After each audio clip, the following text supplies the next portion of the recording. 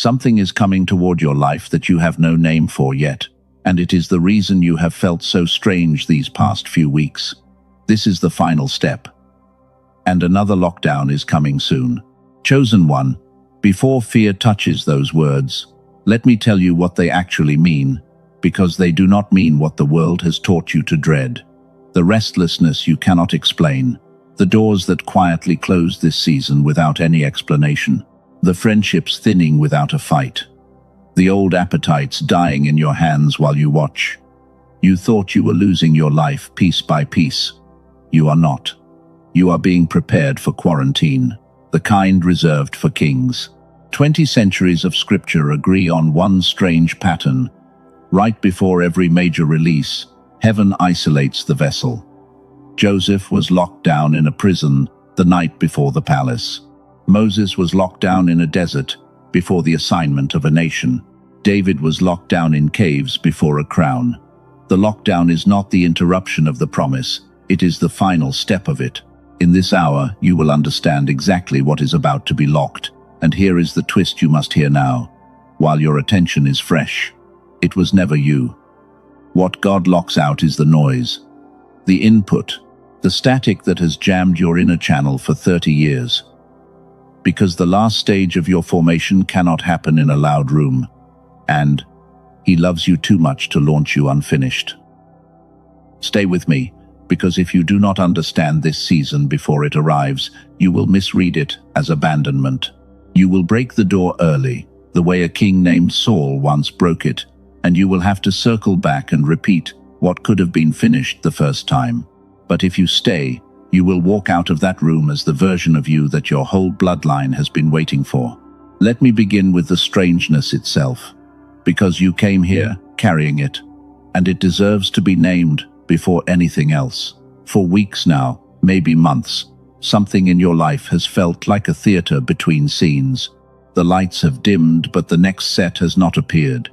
Things that used to work simply do not anymore, and nobody can tell you why. Prayers feel like they land in a quieter room than they used to. Plans stall at 90%.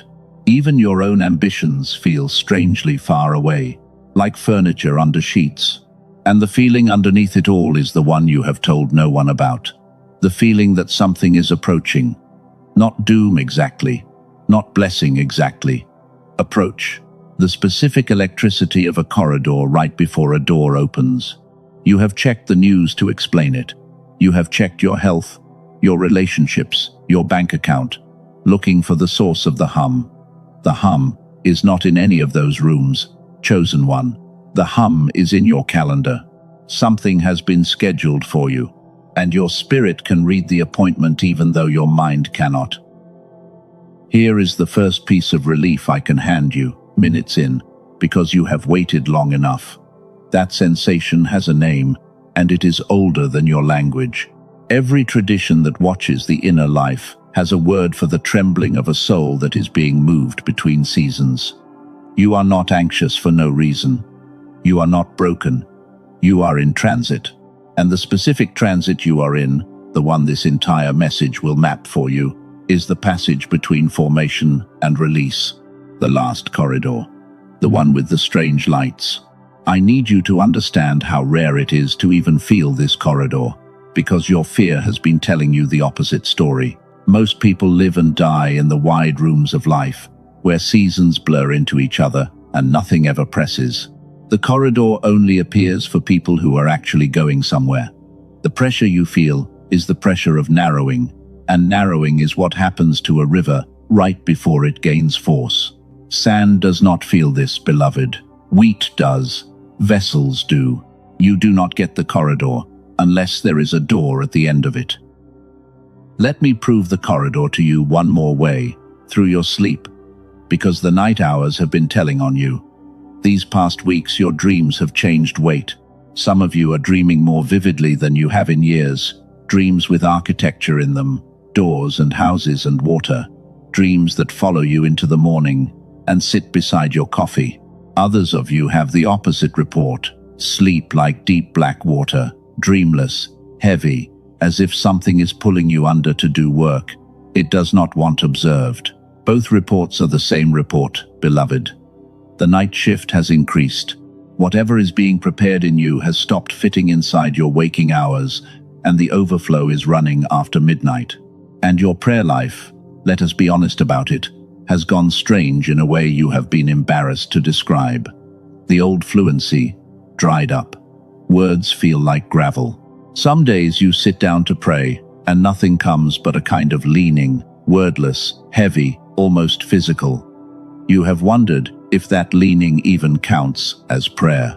Chosen one, that leaning is the deepest prayer you have ever prayed. Words are for the wide rooms. The corridor speaks in weight.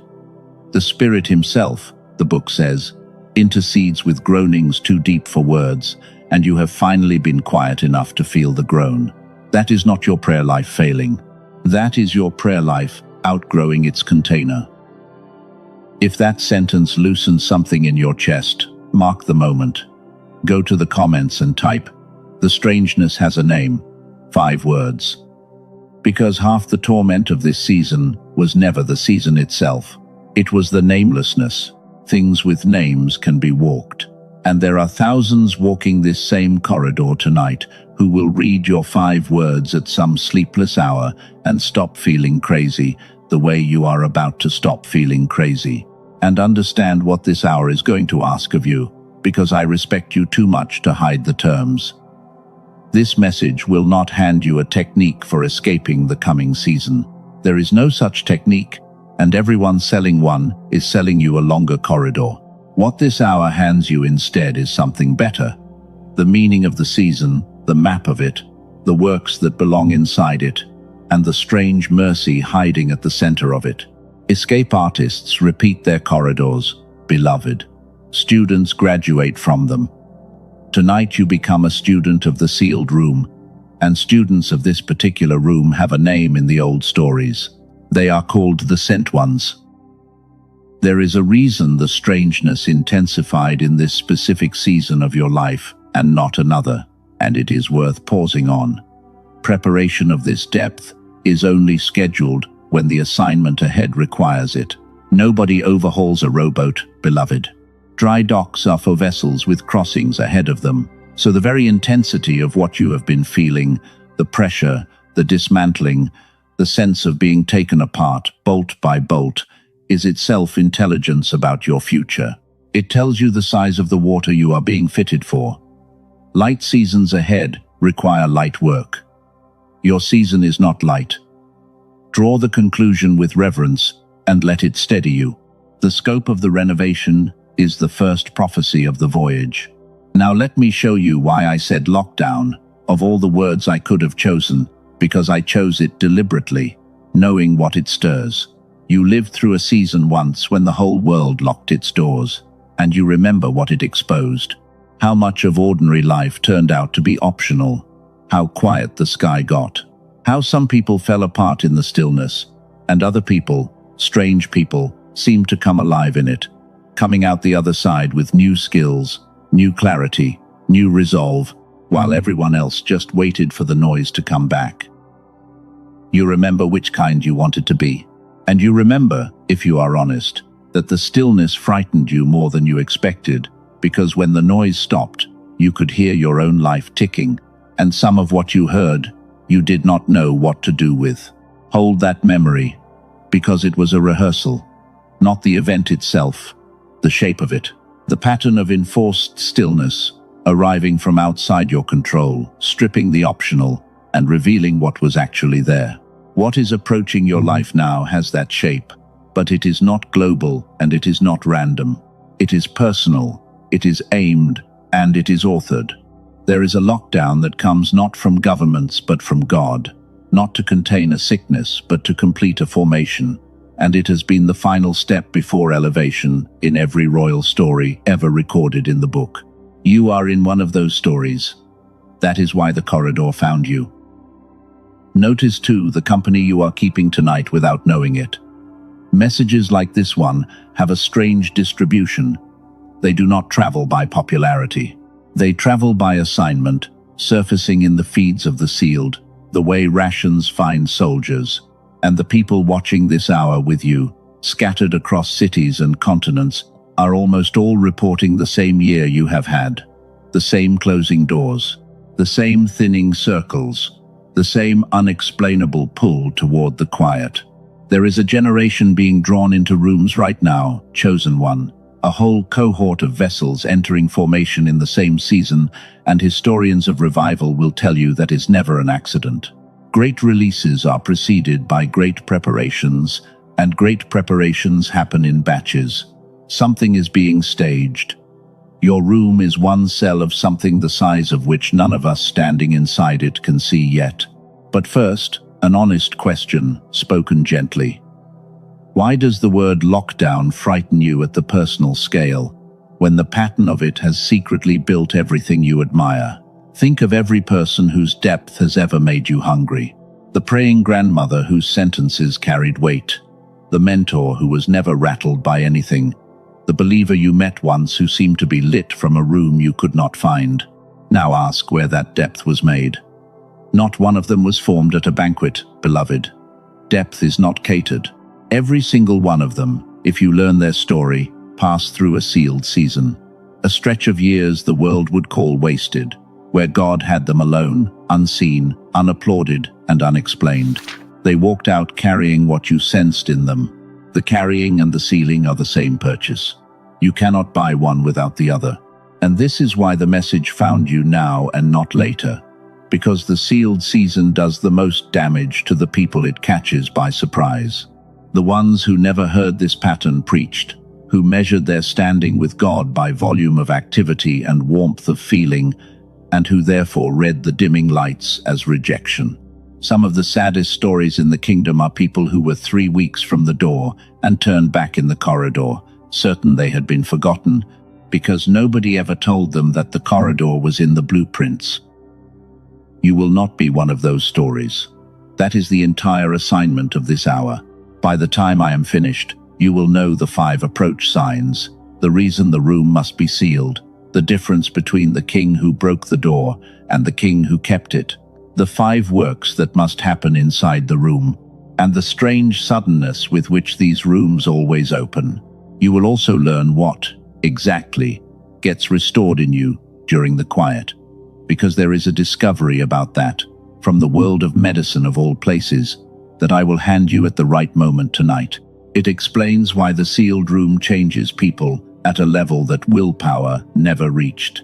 One more thing before the prison cell, because I can feel someone flinching at the whole premise. You may be thinking, I cannot afford a lockdown right now. The bills, the children, the responsibilities. Hear me clearly. The holy lockdown is almost never a monastery, beloved. Moses still tended sheep in his desert. David still led men in his caves. Joseph ran the entire prison. He was locked in. The lockdown is not usually a removal from your duties. It is a removal from your audiences.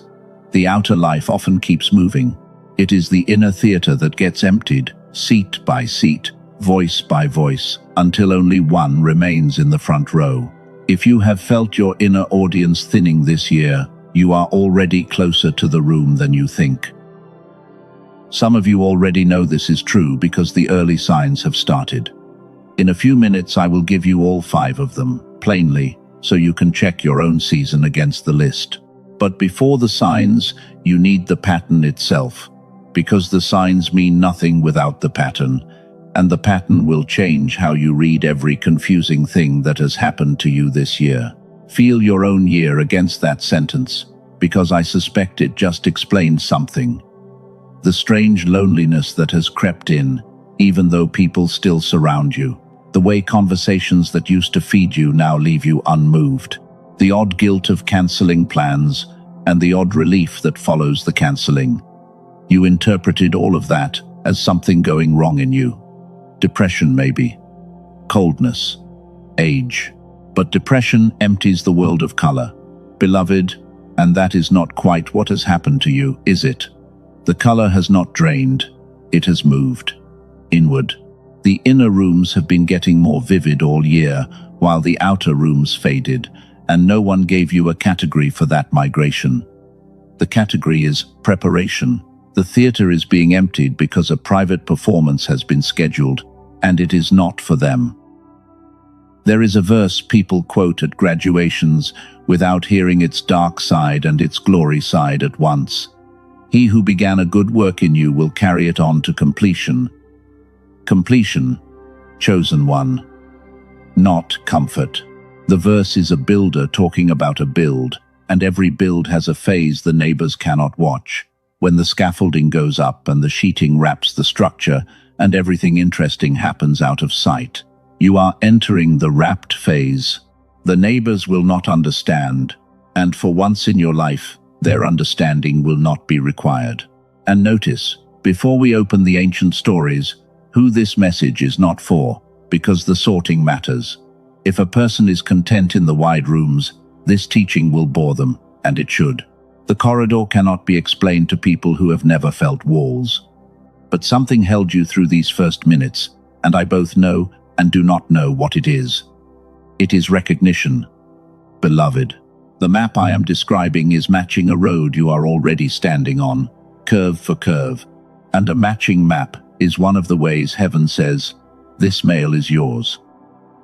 So come with me to a prison cell in Egypt, to the strangest promotion in ancient history, and let me show you what heaven does with its most valuable people, right before it needs them most. What you are about to see took me years to accept, because it offends everything our loud world believes about progress. But once you see it, you cannot unsee it, and your entire coming season will make a kind of sense that no one around you will be able to explain. The cell smelled of dust and iron, and the young man inside it had every reason to believe his life was over. Sold by his brothers at 17, falsely accused at the peak of his integrity, forgotten by the one man who promised to mention his name upstairs. Joseph sat in an Egyptian prison for years, and here is the detail that should stop your breathing. The text says the Lord was with him there, not watching from a distance. With him, in the lockdown, which means the lockdown was not a gap in the plan. It was a room the plan had reserved. And then watch how it ends, because the ending is the signature of every holy lockdown ever recorded. In one day, hear me, in one day, Joseph woke up a prisoner and went to sleep, the second most powerful man on earth. No gradual promotion, no slow accumulation. The door did not creak open over months. It swung wide in a single morning, because Pharaoh had a dream, and the only interpreter on the continent had been aged to readiness in a sealed room. The lockdown had not been delaying the throne, chosen one. It had been qualifying the man. Now run the pattern across the whole book, because once is a story, and 5 times is a law. Moses, raised in the loudest palace on earth, is locked down in the silence of Midian for decades, tending sheep on the backside of nowhere, before the bush burns.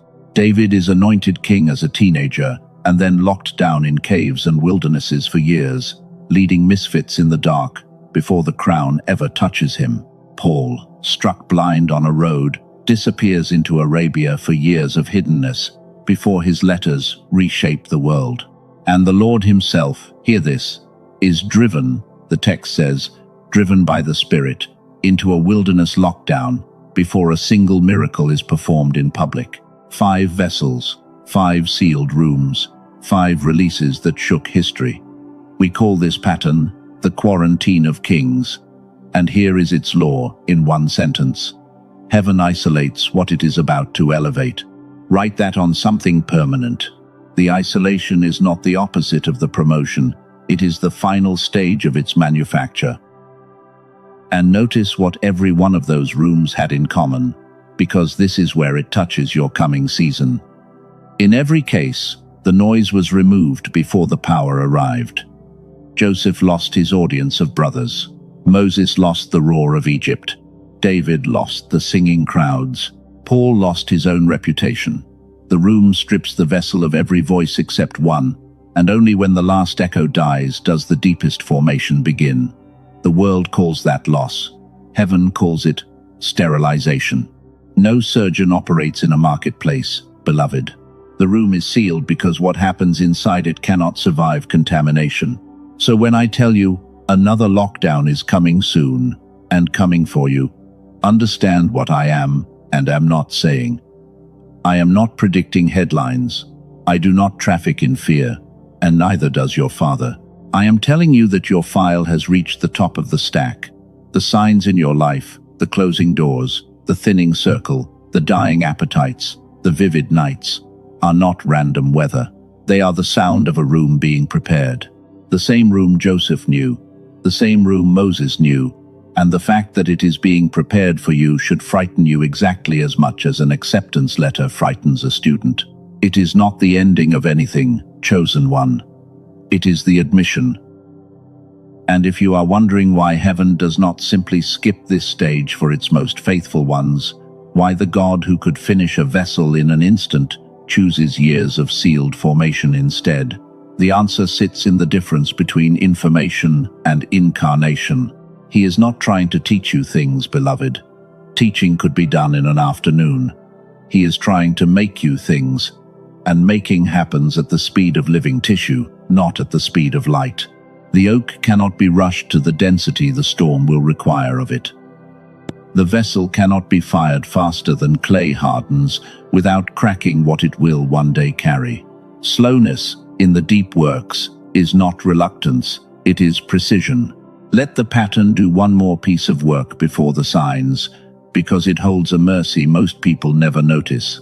Ask yourself why the record keeps these lockdown chapters at all. The book is ruthless with its editing. Entire decades vanish in a verse.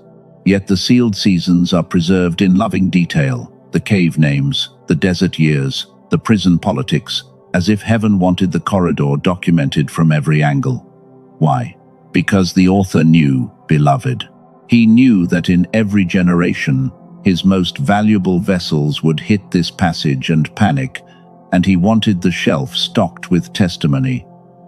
The lockdown chapters are not history, they are letters to the locked. When you read Joseph in the cell, you are reading mail that was addressed to you before your grandmother was born. The corridor has never once been walked alone, chosen one, no matter how precisely it feels designed to convince you otherwise. That feeling of aloneness is part of the sterilization, and it lies. There is even a word for this in the older language, and it is worth carrying. When the psalmist writes about waiting on the Lord, the Hebrew underneath is kavah, and kavah does not mean sitting in a hallway, watching a clock. Its root picture is a rope being twisted, strand wound around, strand, gaining strength through tension. To wait, in the vocabulary of heaven, is to be braided. Every day of the sealed season that feels like nothing is happening, strands are being wound. The waiting is not the delay of your strength, beloved. The waiting is the manufacture of it. No braided rope has ever envied a loose thread. It's freedom. Now, the 5 signs. Check your season against each one honestly, because 3 or more means the room is not approaching. It means the door is already open and you are already crossing the threshold. And as you check your season against these 5, resist the urge to grade yourself quickly and move on. Sit with each one. Let it walk through your actual months, your actual calendar. The specific Tuesday, the specific door went quiet. Generalities produce nothing in the soul. Chosen one. Recognition happens at the level of particulars, the named opportunity, the named face, the named restless night. This list is not content to consume. It is a mirror to stand in front of, slowly, and the slower you stand, the more it shows. Sign 1. Doors close without explanation, and pushing does not reopen them. The opportunity that was warm goes silent. The connection that was certain dissolves. The project that flowed for years suddenly drags like a boat on sand. And here is the tell that separates holy closure from ordinary failure. Your best efforts make no difference. When a season is merely difficult, effort moves the needle. When a season is being closed by the hand of God, effort accomplishes nothing but exhaustion because the door is not stuck. It is locked, and the lock is loving. Heaven closes the outbound roads first, the way an airport closes runways before a storm it can see, and you cannot. Sign 2. Your circle thins on its own. Notice, no one had a fight. There was no betrayal, no drama, no scene. People simply drifted. Or you did. Calls got shorter. Invitations arrived less often, and the strange part is how little you grieved it. Friendships that once defined your weekends now feel like clothes from another climate. This unnerves you because you think your love is failing.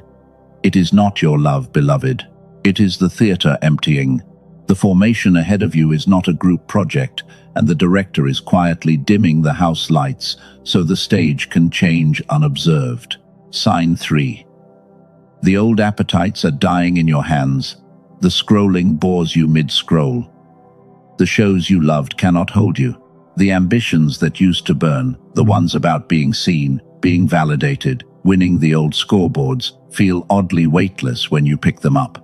You keep reaching for the old pleasures out of habit and finding them hollow, and you have wondered if something is wrong with your joy. Nothing is wrong with your joy. Your joy is being retuned. An appetite dies right before its replacement arrives, the way milk teeth loosen ahead of the permanent ones. The hollowness is not depression, chosen one. It is vacancy. Something is being made room for.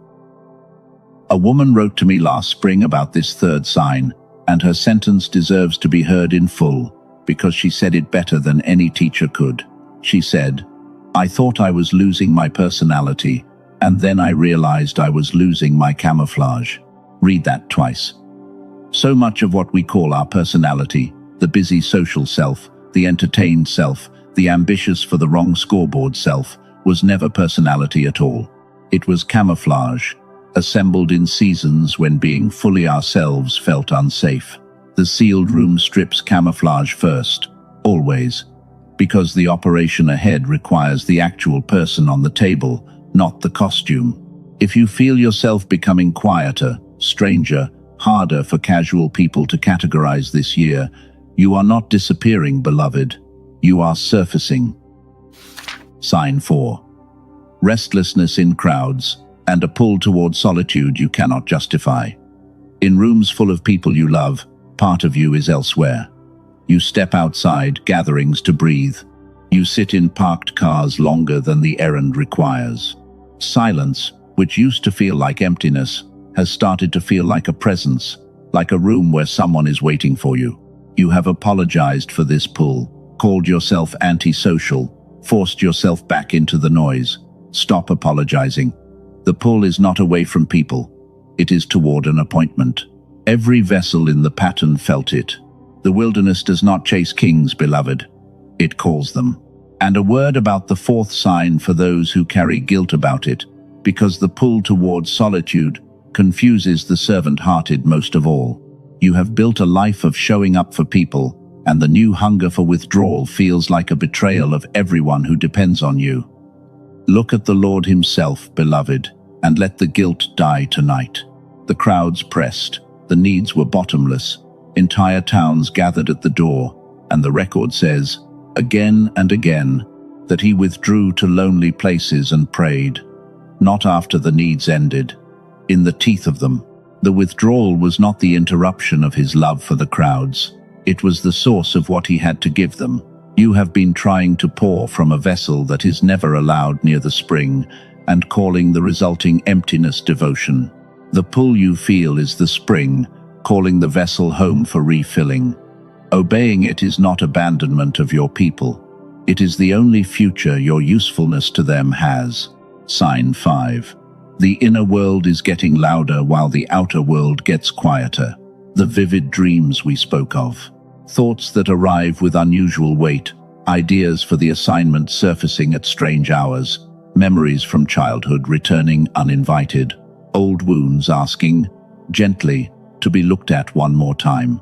It is as if someone is doing inventory in your basement, moving boxes, opening old rooms, because someone is. Before the new season is installed, the archive gets audited. What is being prepared in you requires materials from the whole house, including rooms you sealed years ago.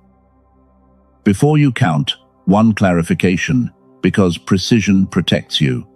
These 5 signs describe a season, not a crisis. If what you are experiencing is the collapse that follows sin unrepented, or the isolation of depression that needs care and community, and perhaps a good doctor, do not spiritualize what needs healing. The holy lockdown has a signature that distinguishes it from every counterfeit. Underneath its losses, there is a strange peace that keeps surfacing at odd moments, a quiet conviction that you are not being destroyed but handled. Depression has no floor, beloved. The sealed room does. If you cannot find the floor, reach for help with both hands, and let no teaching, including this one, talk you out of it. The God of the corridor is also the God of counselors and physicians, and he is never glorified by an untreated wound. But if the floor is there, if underneath the strangeness you keep touching something solid that almost feels like expectancy, then count with confidence, because you are reading an approach pattern that has held for 4,000 years of recorded dealings between heaven and its favorites. Count your signs now, honestly. And if you counted 3, 4, all 5, then hear the sentence you actually came here for. You are not falling apart. You are being called in. The corridor is real, the room is prepared, and your name is on the door. Type it in the comments if the count told your story. My season has a name. Because there are people scrolling past this message tonight with 4 signs burning in their life and no map, and the sight of your 5 words in that river might be the reason they stay for their appointment instead of fleeing it. And let me anticipate the question the practical ones are asking. How long? How long does the room last once the door closes? I will tell you the truth, instead of a comfort. The pattern gives no fixed term. What the pattern does give is this, and it is better than a date.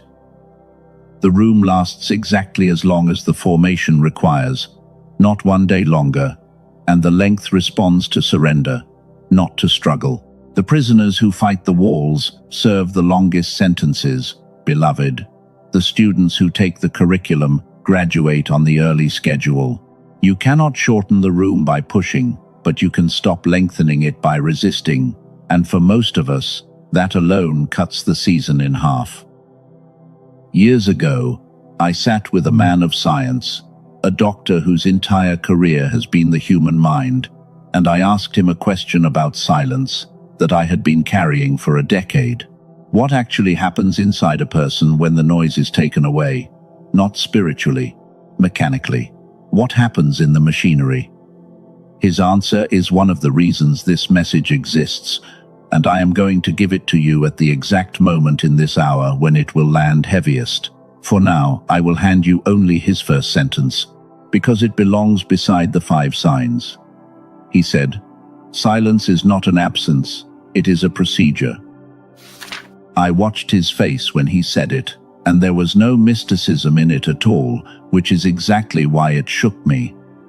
He was describing repeatable observations, the kind his world writes up in journals. Something measurable happens in the human head when input stops. Something restorative that cannot happen while the noise runs. The way certain repairs on a machine can only be done with the power off. The ancients knew the effect without the instruments. Be still and know. Not be still and feel better. Be still and know. As if a specific kind of knowing sat behind a door that only stillness opens. His laboratory and that psalm, I realized, were describing the same door from opposite hallways. Sit with that. Every sealed room in the pattern, every desert and cave and cell, was not a punishment chamber.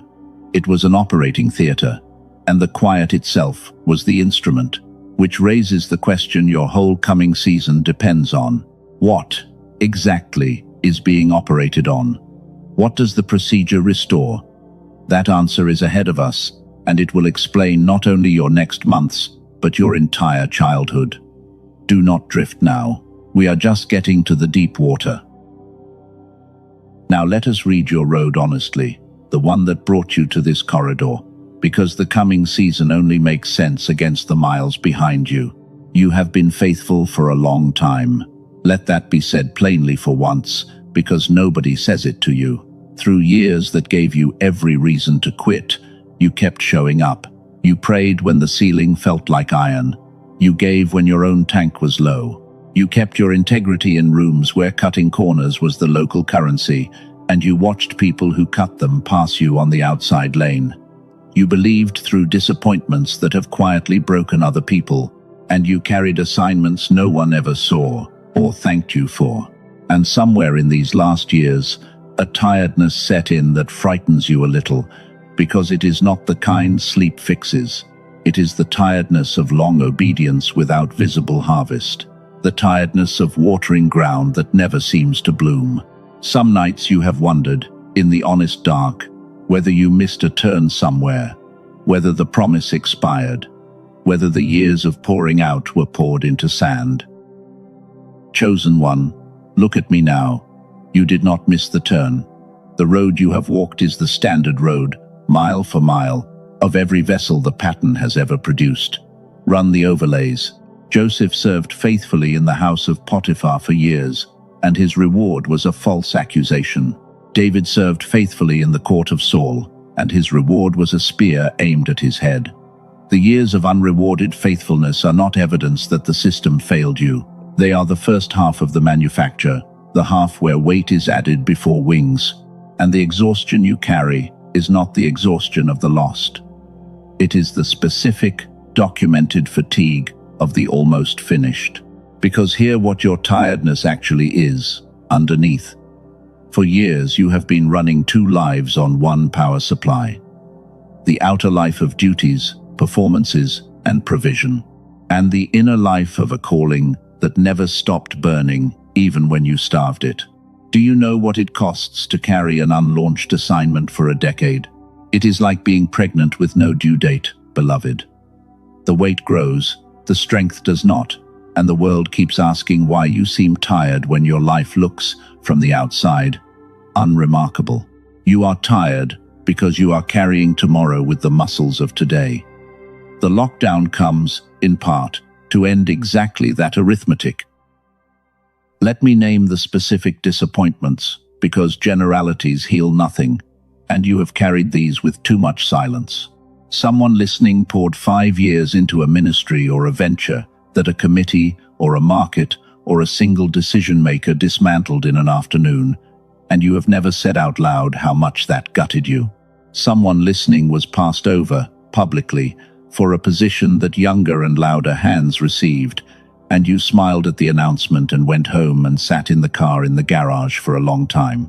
Someone listening prayed for a person to stay, in a hospital or a marriage or a friendship, with a faith you had never mustered before.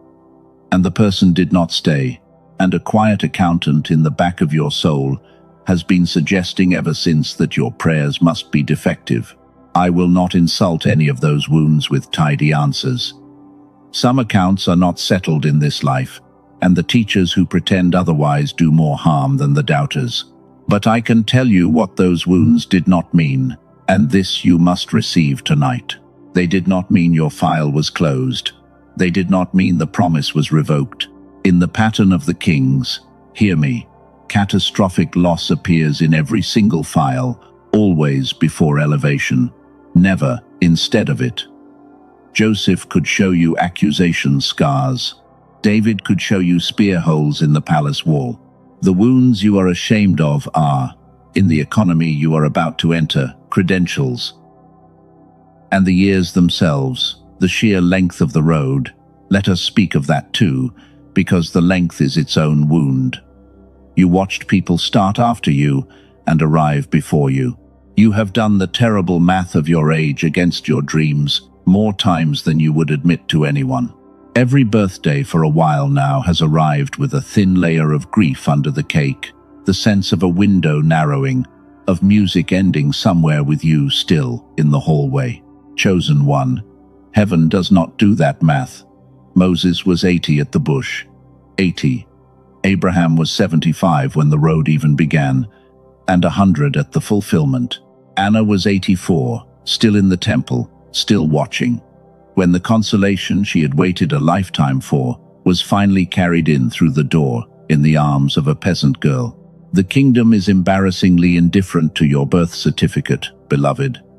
It counts readiness, not years. And the readiness, as we are about to see, is precisely what the sealed room completes. Late, in the vocabulary of the wide world, is a real word. In the corridor, it does not exist.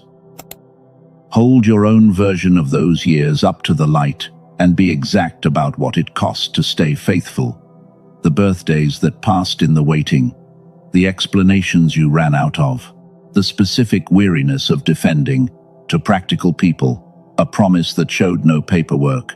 Exactness matters here, because vague pain produces vague comfort, and you did not carry a vague load. You carried a named one, year after named year, and the keeper of records has every entry, dated, witnessed, and accruing. And now the stripping, because if you look closely at these past seasons, you will see it has already begun, quietly, with the smallest things first. This is how the room always begins, not with a slammed door, with a gentle subtraction. Think of what has already left your life these past few years without your permission.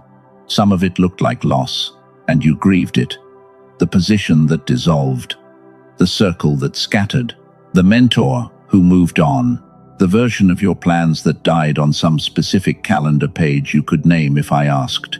You called those losses setbacks and blamed yourself for most of them.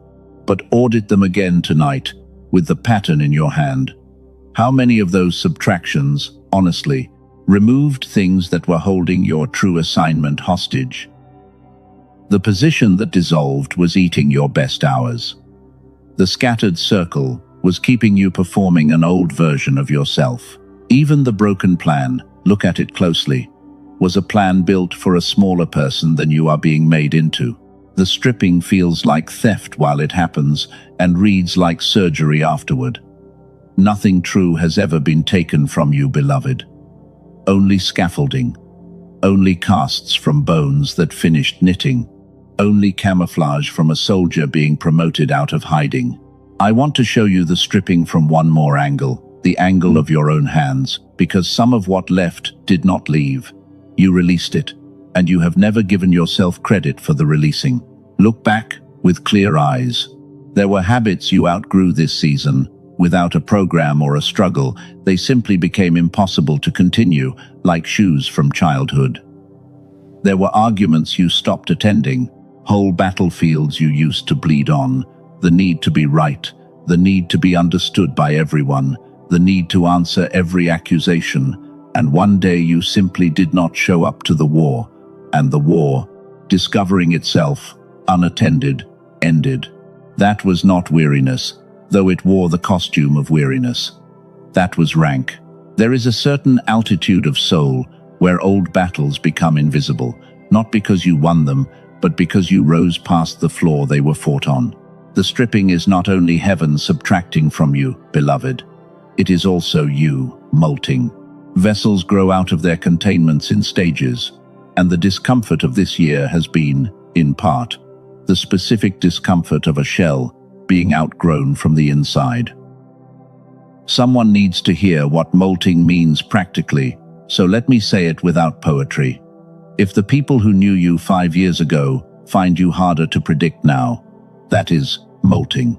If compliments that used to sustain you for a week now barely register, that is molting. If criticism that would once have flattened you for a month now costs you an evening, that is molting. The nerve endings are moving inward, from the opinions of the crowd to the verdict of the one. This migration of sensitivity is one of the most reliable pre-lockdown markers in the whole pattern, because the sealed room is unsurvivable for a person still wired to applause. The wiring must move first. Yours has been moving all year. There is a line in the prophets that explains the method, and it is tender beyond bearing once you see it. I will allure her and bring her into the wilderness and speak comfortably to her. Hear the order of operations. The wilderness is not where she is punished. The wilderness is where she can finally hear the comfort, because the competing voices have been alluring her elsewhere for years. God does not shout over the noise of your life. chosen one. He is too kingly for shouting matches. He waits, and then he clears the room. So understand what these recent subtractions have been preparing. Every removal was an unplugging. One voice, one drain, one performance at a time. Your life has been quietly disconnected from the grid that was draining it, in preparation for a reconnection to the source that will power what comes next. You have been reading it as your world shrinking. It was your world being converted, from wide and shallow to narrow and deep, because the corridor is narrow, and the door at the end of it is tall. And mark this about the allure, because it will matter in your hardest week. When the text says, "I will allure her," the word carries courtship, not capture. The wilderness season is, of all things, romantic in its deep intention. The bridegroom is not dragging a prisoner into a cell. He is drawing a beloved away from a crowd that has been talking over him for years, to a place where the first language of your life can be spoken again without interruption. The generation that heard that prophecy first would have blushed at it, because the wilderness, he references, is where he first covenanted with them. The honeymoon ground, the place of first love before the calf, and the complaining. When the room closes around you, chosen one, read the architecture correctly. Those are not prison walls. That is privacy. Something is going to be said to you in there that he has been waiting years for a quiet enough moment to say. Type it in the comments if your soul just recognized that, because I know some of you did. He cleared the room for me. 6 words. And notice what happens in your chest as you type them, because renaming a season in your own handwriting is one of the oldest healing acts there is. The same walls, renamed, change their material. Prison stone becomes cedar. You will live in whatever name you give this season, beloved. So give it the true one, tonight, in writing, where your own doubt can find it later and be answered by your own hand. If the stripping has had your fingerprints of grief all over it this year, if you have buried versions of your life you loved, then let this next sentence hold you for a moment. Nothing the room takes is ever the treasure. The room cannot take treasure. It has no authority to. Everything eternal in your life, the calling, the covenant loves, the gift, the promise, sits in an account the stripping cannot touch. The room only ever takes packaging. It has taken packaging from you for 3 years. And packaging, beloved, is exactly what you will not miss on the morning the actual gift is finally handed to you, unwrapped. And if part of your grief is that the stripping took your sense of who you are, hear this before we climb to the overlook. Identity confusion is a standard symptom of the mid-room, not a malfunction. The old self was fitted to the old life, and as the old life is dismantled, the costume hangs loose, and there is an uncomfortable stretch where the new fit has not yet arrived. In that stretch, you will answer the question, "How are you?" with genuine uncertainty, and the question, "What do you do?" with a hesitation that embarrasses you. Let it be. The caterpillar in the chrysalis, if you could interview it, could tell you neither what it is nor what it does. It could only tell you that it obeyed a pull, sealed itself in, and trusted the dissolving. The interview improves dramatically at the door, beloved. Answer the questions of the world vaguely for one more season, and let the room finish its sentence about you. One more grace note for the road behind you, and then we enter the room itself. Somewhere in your past there is a season you still call wasted. The detour years. The wrong city, the wrong relationship, the wrong career, the stretch you fold away in shame when your story gets told. I want you to open that folder one last time, tonight, under better light. Joseph would tell you that Egyptian was the language of his captivity, and that captivity is where he learned it, and that without it he could not have interpreted, administered, or ruled a single day in the palace. The very fluency his throne required was issued in the years his brothers thought had ended him. Your detour years issued fluencies too. You know things about failure that no unfailing person can know. You can read shame in a face across a room because you wore it. You can sit with the broken without flinching because you have been the broken. And your coming assignment, hear me, is staffed almost entirely by skills from the seasons you regret. Heaven wastes nothing, beloved. It cannot. Waste requires materials outside the plan, and there are none. Let your shoulders drop for a moment here, because we have covered hard miles fast. Feel the surface under you. Notice your breath without fixing it. Somewhere in your chest, underneath all the strangeness of this year, there is a small warm point of expectancy that has survived everything. It has survived every disappointment, every delay, every stripped season. Find it now. That point is not naivety. It is the pilot light of your assignment, and the entire coming lockdown exists to protect it while the whole furnace is finally lit. Rest there a breath longer. The next thing I have to show you is the room itself, the mechanics of it, why the ceiling is total, and what the quiet is for. Because you have been assuming the silence of God is the problem of this season. You are about to discover it is the instrument. The room, then. Let me show you why it must be sealed, and what the silence inside it actually is, because this is where your coming season stops being frightening and starts being magnificent. We call it the sterile room. Every deep work on a living thing requires one. No surgeon on earth operates in a marketplace, and it is not because surgeons dislike crowds. It is because the marketplace kills patients. Every open wound is an open door, and every voice, every hand, every drifting particle of opinion is a potential infection. So before the deepest work begins, the room is cleared, scrubbed, and sealed. And the sealing is not hostility toward the marketplace. It is love for the patient. Now hold your coming season against that picture. The formation that remains for you, the final step, is not a lesson you can attend or a skill you can practice. It is an operation.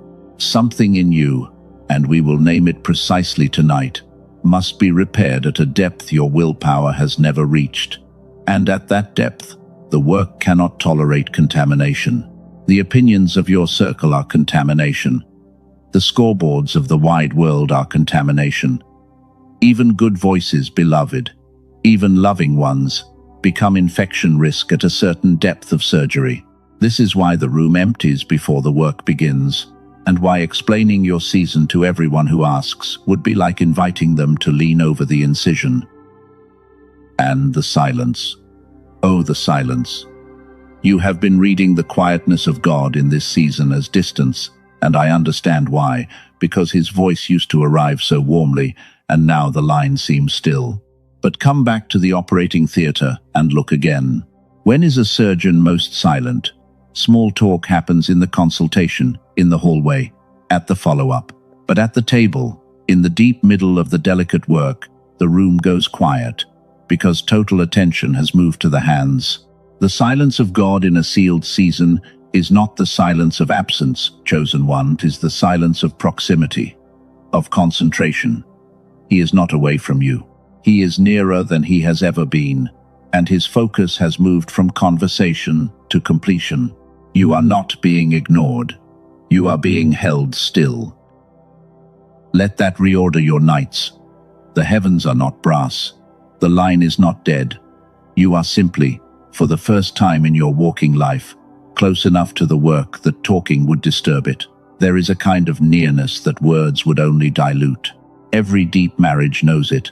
Every mother holding a sleeping child knows it.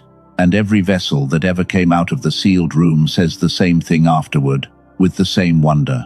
He never said a word in there, and I have never in my life been so sure he was in the room.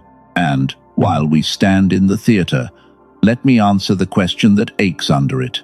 What is actually on the table? What part of you requires surgery this deep? You have probably assumed the operation is on your flaws, your temper, your fear, your habits, and the room does address those, but they are not the center of the work. The center of the work is older. It is the part of you that receives, the original organ of knowing, the one you had as a small child, before the world trained you to live entirely through the analyzing, performing, defending self. Think of how you knew things as a child, before anyone taught you methods. Answers arrived whole. Rooms spoke to you. The presence of God was not a doctrine you held, but a weather you lived in, as unremarkable and constant as light. That receiving faculty was your birthright equipment, chosen one, and the decades since have buried it under an avalanche of noise, argument, performance, and survival. You have been trying to hear with your analyzing mind for years, and the analyzing mind is a magnificent instrument that was never built for hearing. This is why more information has never once produced more transformation in you.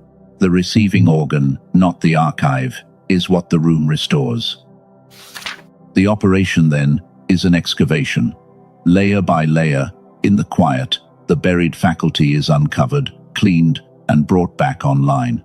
And now you know why the room must be sealed, and why the season must be silent, at a depth no motivational language ever reaches. Noise is not an inconvenience to this work. Noise is the avalanche itself. Asking to keep your noise during this operation is asking the surgeon to rebury the patient mid-procedure. He loves you too much to agree. There is a medical layer to this exact point, the one I promised from the man of science, and we are close to it now. Because it turns out, the receiving faculty is not a metaphor. It has a location, a biology, and a documented way of coming back online, and when he described it to me, I heard 40 centuries of sealed room testimonies rhyme with a laboratory. Hold the thread. It arrives at the appointed minute. But now I must show you the two kings, because the sterile room has one danger, and it is not the room. It is the patient, leaving the table early. Scripture, thorough as always, preserved for us a matched pair, two men, same nation, same era, same prophet, same anointing oil. One kept the room, one broke it, and the distance between their endings is the entire stakes of your next season. Watch them closely, because you will stand where both of them stood.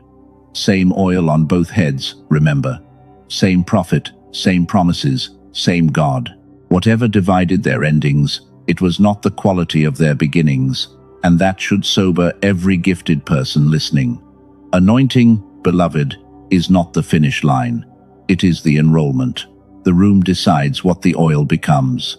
Saul is told to wait at Gilgal 7 days for the prophet to come and offer the sacrifice. Day 7 arrives, the prophet is delayed, the army is scattering, the enemy is massing, and the pressure of the visible overwhelms the instruction of the invisible. Saul breaks. He seizes a role that was never his, offers the sacrifice with his own unauthorized hands, and the smoke is still rising when Samuel walks over the hill. What follows is one of the coldest sentences in the book. The kingdom shall not continue, not because of murder, not because of idolatry, because under pressure, in a waiting room, he could not hold still. The lockdown revealed the architecture of the man, and the architecture could not carry the weight of a throne. Now David, anointed as a boy, then sent back to sheep, called to the palace, then hunted out of it. For years, hear me, years, he lives in the sealed room of caves and wilderness, and twice, the door of escape swings open by itself. Saul, the very man hunting him, wanders alone and unguarded into the cave where David hides. Every advisor whispers that God has delivered the enemy into his hand. One knife stroke, and the lockdown ends. The crown arrives, the promise is fulfilled. And David, holding the knife, holding the shortcut, holding his own future by the throat, puts it down. He will not break the room. He will not take by force what was promised by voice. He backs away from the fastest exit anyone was ever offered, and returns to the dark to wait. That, chosen one, is the whole examination.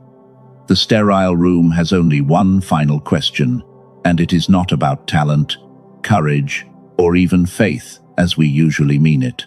The question is, can you be trusted with a promise you have the power to seize? Saul answered no at Gilgal. David answered yes in the cave, and answered it with the knife already in his hand. And the kingdom followed the answer. It always follows the answer. The throne is never given to the one who can take it. It is given to the one who could take it, and does not. Look longer at David in that cave, because the text preserves a detail that will serve you on your own hardest night. After he spares Saul, the record says, "The heart of David smote him merely for cutting the corner of the robe of the king, not for the knife he did not use, for the corner of a garment." That is what years in the sterile room had done to the sensitivity of the man. His conscience had become a precision instrument, registering weights the outside world would not even call sins. And there is the hidden syllabus of your lockdown. Chosen one, the room does not only teach you to resist the big shortcut, it refines the receiving faculty until the smallest misalignments register, until your inner instruments can feel the difference between almost right and right. Kings who can feel a robe corner never need to be stopped at a throat. And notice who was watching David in the dark, because your room has watchers too. 400 men in that cave, in debt, in distress, in bitterness of soul. The misfit army that had gathered around him. They saw the knife go down. They learned, in one candle-lit moment, what kind of kingdom this was going to be. And those same men became the mighty men whose names the record keeps like treasure. Your restraint in the sealed season is not private, beloved, even when the room feels empty. Children are watching how you wait. Future teammates are watching. A generation you cannot see is learning the family definition of trust from how you hold a shut door. The room is a school, and you are not the only student enrolled in your own lockdown. So hear the warning of this section with all the love in it. In your coming lockdown, exits will appear. Hear me. The room will be sealed, and then, strangely, shortcuts will present themselves, openings that look like providence, opportunities to force the next season with your own unauthorized hands. The offer that arrives just before your release, requiring just a small compromise. The relationship that would end the loneliness at the price of the assignment. The stage you could seize now, if you would just perform a version of yourself that the room has been dismantling. These are not accidents, beloved. The exam and the exit doors are always installed together. There is one more difference between the two kings worth carrying, and it lives in what they did with their waiting hours. Saul, in his pauses, counted men, days, opinions, the visible arithmetic of a man whose security lived outside him. David, in his caves, composed.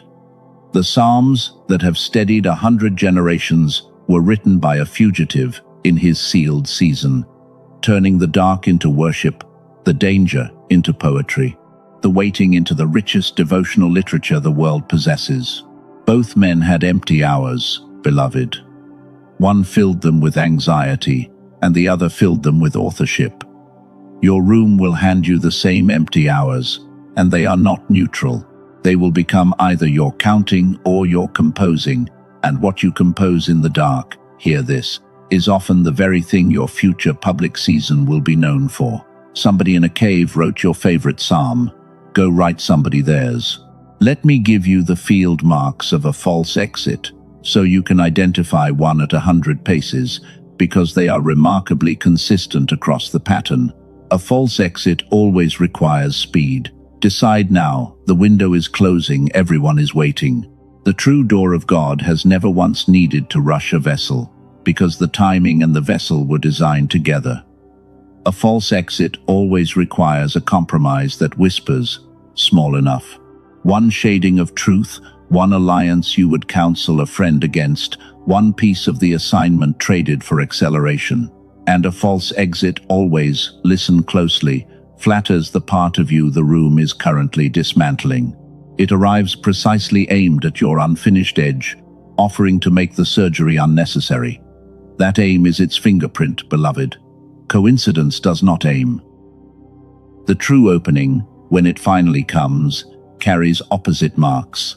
It asks for no compromise, tolerates your unhurried testing, and strangely, it will not require you to reassemble the old self the room took apart. You will walk through it as you are, unfinished edges healed rather than hidden. Hold these field marks. They are worth more than gold in the corridor, and almost nobody teaches them. because almost nobody has watched as many vessels take the bait as the ones who sit with the aftermath. When they appear, remember the two kings. Remember that the same door that lets you out early lets the crown out with you. And remember what David knew in the cave dark, the thing that steadied his hand. A promise that must be seized was never a promise, chosen one. It was bait. The true promise requires nothing from your fists. It has your name on it.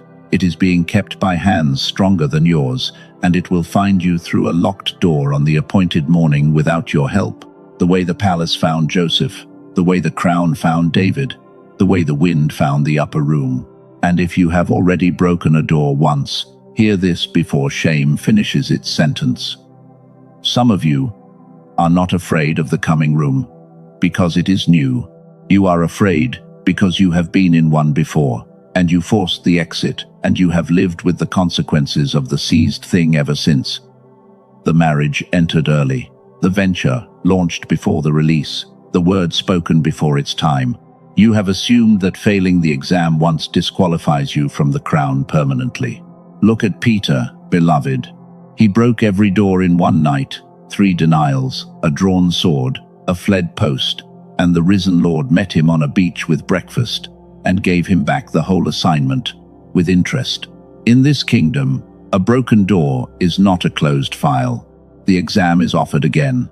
That is what the coming season is, for some of you. Not your first room, your retake.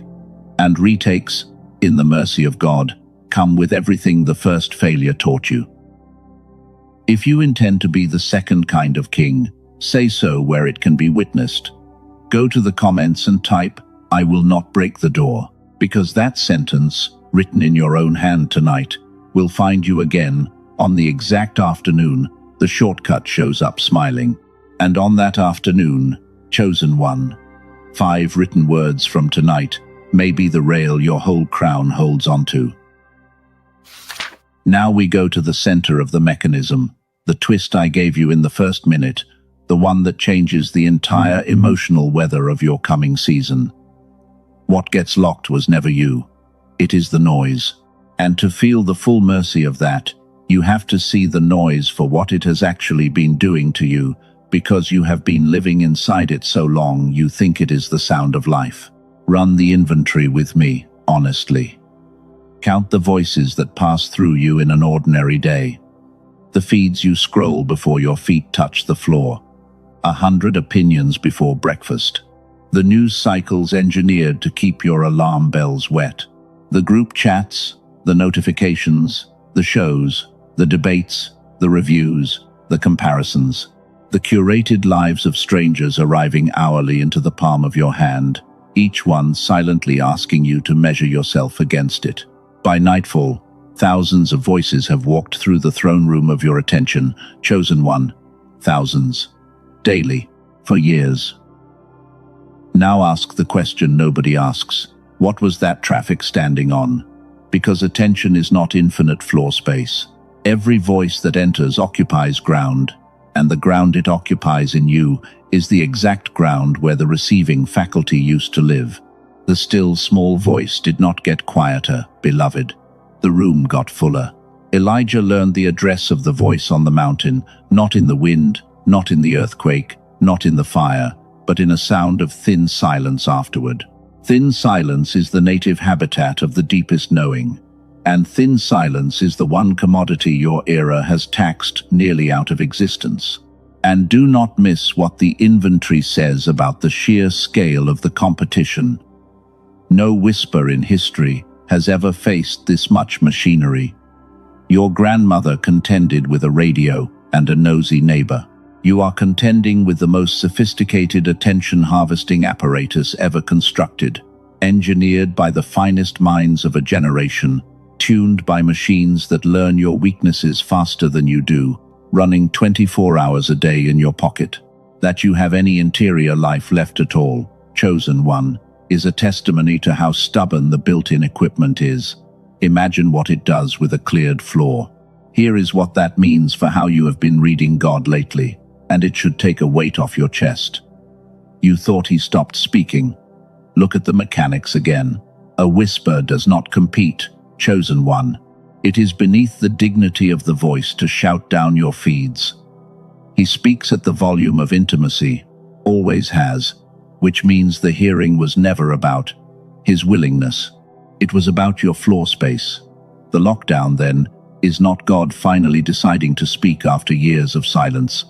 It is God clearing the floor so that what he has been saying the entire time can finally land. The mail has been arriving for years, beloved. The room was too loud to sign for it. And oh, how you used to sign for it. Come back with me, one more time, to the child, because the child is the proof of capacity that your discouragement keeps forgetting. Before the noise found you, you lived in reception. You knew who was safe by standing near them. You knew things about your family that no one had said out loud. Answers arrived whole, songs arrived whole, knowing arrived whole, and none of it strained you, because reception was your resting state. The signal was never weak, chosen one. You were built as an antenna, and then the world, year by year, wrapped the antenna in noise until even you forgot what you were. So understand what is actually approaching under the frightening word lockdown, the unwrapping. Layer by layer, voice by voice, the coming season peels the interference off the instrument. That is the whole final step, not the adding of something you lack, the subtracting of everything that jams what you already carry. You are not about to be diminished, beloved. You are about to be unmuffled. Understand also that the noise is not morally neutral about your exit. You will notice, as you begin subtracting it, that it fights back with strange precision. The week you commit to the quiet, the feeds will grow suddenly more interesting. The controversies will arrive more urgently, the notifications more warmly timed, as if something in the machinery can feel a customer leaving and dispatches its best material to the door. Do not be spooked, and do not be flattered. You are not imagining the escalation, and it is not personal in the way it feels. Systems built to harvest attention respond to withdrawal, the way all harvesters respond to a closing field, with intensified effort at the fence line. Expect the surge, name it when it comes, and let it pass over you like weather. It peaks in the second week and declines steadily after, beloved, exactly like every other appetite you have ever outlasted. But I owe you honesty about what the noise has been protecting you from, because the reaching hand is not only habit, it is avoidance, and avoidance always has an object. Some of you keep the noise running the way a man keeps lights on in every room of a house, because somewhere in the quiet there is a conversation you have been dodging for years, the grief that never got its hours, the question about the direction of your life that you keep drowning at its first syllable, the wound from a decade ago that healed crooked because it was never held still long enough to be set. The noise was never entertainment, chosen one, not really. It was anesthesia, self-administered, on schedule, every waking hour. And here is the mercy inside the coming quiet that no one advertises. The conversations you have been avoiding are not what you fear they are. You fear them the way a child fears the dark water at the deep end, certain that what waits below is a monster. But the one who empties the room does not clear the floor to ambush you, beloved. Every avoided conversation, faced in his presence, has turned out to be shorter and kinder than the years of avoiding it. The grief wants an afternoon, not a lifetime. The question wants honesty, not condemnation. The crooked wound wants one good weeping and a resetting, and then it heals straight, finally, after all these years of aching before rain. The room is not where your avoided things devour you. It is where they are finally small enough to hold, because someone is holding you while you hold them. Let me show you what the early weeks of that feel like from the inside, because forewarned is settled. The first days of real quiet are, frankly, uncomfortable. When the noise drops, the withdrawal begins, and you will reach for the phone with a hand that moves before permission, the way any fasting body reaches for its accustomed bread. You will hear your own thoughts at a volume you have not heard since childhood, and not all of them are pleasant company. This is the detoxification stage, and almost everyone misreads it as the season going wrong. It is the season going right. Sediment rises before water clears, chosen one. Every deep cleaning looks like a worse mess in the middle. But then, somewhere in the second or third week of honest quiet, the texture changes. The first thing people report is sleep. Deep, architectural sleep, the kind that rebuilds. Then the thoughts begin arriving slower and heavier, fewer of them, worth more. Then comes the day, and I have heard this described 100 times in almost the same words, when an answer arrives whole. Some knot you had worried for months, and in the quiet, without effort, the knot simply opens, the way it used to when you were small. And the person always says the same sentence afterward, "I forgot it could feel like that." Notice what happens to time itself in the restored state, because this is the change people report with the most wonder. The jammed years had a signature feel to their hours, thin, sliding, gone before they arrived, whole seasons swallowed without residue. You know that feel. It is the texture of a life processed entirely through the shallow channel.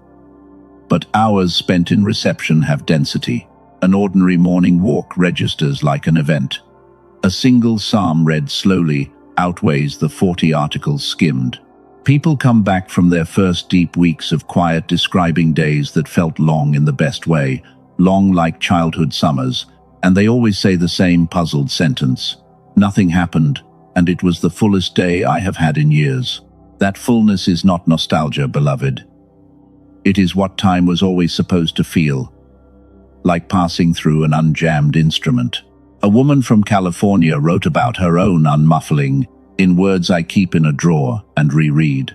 She said, "The strangest part was not hearing new things, it was recognizing the voice." She said, "It sounded like the thoughts I used to have when I was 9 years old, sitting in the plum tree behind our house, back when I assumed everyone lived like this." Then she wrote the sentence that undoes me every time. "I spent 40 years thinking God went quiet, and it turns out I just moved out of the tree." Beloved, you have your own plum tree. Some specific memory of native reception, a place, an age, a quality of light, where knowing was as easy as breathing. The room is not taking you somewhere new. It is walking you back to the tree. They did not forget a technique, beloved. They remembered a state. The state you were born in. The state the room exists to restore. And let one more false reading fall away while we are here. The one about productivity, because it torments the diligent especially. In the quiet weeks, you have felt useless. The output dropped, the visible metrics flattened, and the voice of the old scoreboard has been hissing that you are falling behind, wasting your prime, letting the parade pass. Ask a farmer about winter, beloved. Ask him whether the field under snow is wasting time. The deepest agriculture is invisible agriculture, roots driving down in the cold, dark soil resting into richness, and every farmer knows the field that is never allowed. A winter gives thinner and thinner harvests until it gives nothing at all. You have been producing without winter for a decade, chosen one, and calling the exhaustion normal. This is your winter, and it is not the absence of your productivity. It is the manufacturing of your next decade of it. If your chest just ached at the phrase, "I forgot it could feel like that," then you already know this message has your address. Go to the comments and write, "Unmuffle me." 2 words, a prayer disguised as a comment, and one of the boldest prayers a jammed antenna can pray. Heaven has a long history with 2-word prayers. Chosen one, be still. Fear not. Follow me. Yours will be in good company. Before the turn this hour has been building toward one more layer of the mechanism, because the sharp minds among you have noticed something, and it deserves an answer. You have tried quiet before. You have taken the retreat, deleted the app, kept the fast, and the peace lasted about 11 days before the noise seeped back in and the jamming resumed. If quiet alone were the cure, you reason, the cure would have worked already. You are correct, and the correction matters. Quiet is the condition of the healing, not the healing itself. Clearing the floor does not repair the antenna, beloved. It only makes the repair possible. Something else has to happen in the cleared space, an actual restoration of the receiving equipment at the level of its wiring. And this is precisely where the man of science enters, and why what he told me is not a footnote to this message, but nearly its center. Because what his field discovered, in language of tissue and pathways rather than temples and veils, is that the receiving equipment is real, physical, locatable, and that decades of one-sided living do to it exactly what we have described all our. And, hear this, that it can be restored. Not by trying harder, by a specific kind of repair that the sealed season makes room for. When we reach the full block of this teaching in a few minutes, I will give you his name, his findings, and the tool his work produced. And you will understand why some people emerge from their lockdowns transformed, while others emerge merely rested. The difference is whether the cleared floor got used. Hold one image until then. A harbor town after a storm has passed. The debris is cleared, the water calm, the channel finally open. And now the question that decides everything. Does a ship come in? A cleared channel with no ship is just pretty water, beloved. Your lockdown clears the channel.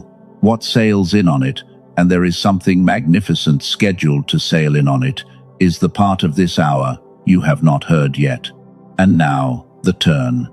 Because I have been speaking of the lockdown as a thing approaching, a room being prepared, a door ahead of you somewhere in the fog. It is time I told you what the 5 signs have already told the discerning among you. Some of you need a moment with that, so take it. The season you have been bracing against is the season you are standing in. The thing you feared was coming is the thing that has already wrapped around your life, gently, without a single headline, and when you look at it honestly, has it not been gentler than the word lockdown made you expect? You are still fed, still housed, still loved. The losses have been losses of noise and packaging, almost surgically precise, while everything eternal stayed exactly where it was. If this is his idea of a lockdown, beloved, then his reputation as a jailer is the most slanderous rumor the enemy ever circulated. The door is not ahead of you. Look at the signs again. Doors closing without explanation, and pushing changes nothing. The circle thinning on its own. The appetites dying in your hands. The pull towards solitude like an appointment. The inner world getting louder while the outer world fades. Chosen one, those are not the approach of the room. Those are the room. The sealing is not scheduled. It is underway. It began weeks ago, quietly, the way all his deepest works begin. And you have been standing inside the operating theater for some time now, mistaking the preparation for a malfunction, tugging at doors he personally locked, apologizing for a solitude he personally prescribed. And the tugging, chosen one, we should retire the tugging tonight. Count the energy you have spent this year trying to reopen what quietly closed. The follow-up messages to silent doors, the reworked plans for stalled projects, the relational reaching toward people the season had already excused from your table. None of that was faith, though it wore the vocabulary of faith. It was resistance to a mercy you had not yet recognized. From tonight, when a door does not open to reasonable knocking, practice the new response. Step back, look up, and say the sentence of the corridor. If this is your ceiling, I will not fight it. Watch what that sentence does to your peace levels within a single week. Fighting phantom battles was consuming half your strength, and the room is about to hand it all back. You have no idea what is coming next, the title said, and here is the fullness of what it meant. What comes next is not the lockdown. You are in the lockdown. What comes next is the reason for it. What comes next, if you stay on the table, is the restoration of the one faculty every remaining promise of your life is waiting on. And then the door. And then the suddenly. The biggest revelations of this hour are still ahead of us, including the one from the laboratory, and the strange instructions for what to actually do inside a sealed room. But from this minute forward, walk your own days differently. Stop mourning the quiet, beloved. You are not in a drought. You are in surgery. So, what does a person actually do inside a sealed room? Now that you know you are in one, the question stops being theoretical. The kings did not simply sit in their caves and deserts waiting for time to pass, and neither will you. There are 5 works that belong to this season, 5 occupations of the locked, and everything about your emergence depends on them. Take these as assignments, not suggestions. The first work is the keeping of appointed silence, not the accidental quiet of a cancelled plan, but silence you schedule and defend, 10 minutes a day, at minimum, a sacred meeting that outranks every other meeting. Sit somewhere ordinary, no sound, no screen, no agenda. The first minutes will be loud, with everything the day deposited, and that is fine. Let the committee finish talking. You are not doing it wrong when it is hard. You are detoxing. Somewhere near the end of the 10 minutes, underneath the chatter, you will begin to touch the floor of yourself. And that floor is where every real transaction of this season happens. Daily. Chosen one. The room rewards rhythm, not intensity. The second work is the sealing of what is forming. A practical word on the silence work before the second, because the first week decides most outcomes. Anchor the 10 minutes to something that already happens daily. The first coffee, the parked car before entering the house, the closed door after the children sleep. Habits graft better onto existing rootstock than onto willpower. And keep the appointment even on the days it produces nothing but noise and fidgeting, especially those days, because the account you are building compounds on attendance, not on performance. The quiet pays its interest to whoever shows up, beloved, not to whoever feels spiritual while showing up. Whatever God is building in you this season, the idea arriving in fragments, the assignment taking shape, the new thing too tender to defend, tell no one until its bones are set. Not your enthusiastic friends, not your skeptical family, no one but the one who is forming it. This is not secrecy, beloved. It is incubation.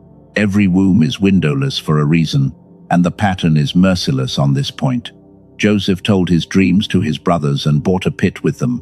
Mary, hear the contrast, treasured all these things and pondered them in her heart, and what she carried arrived intact.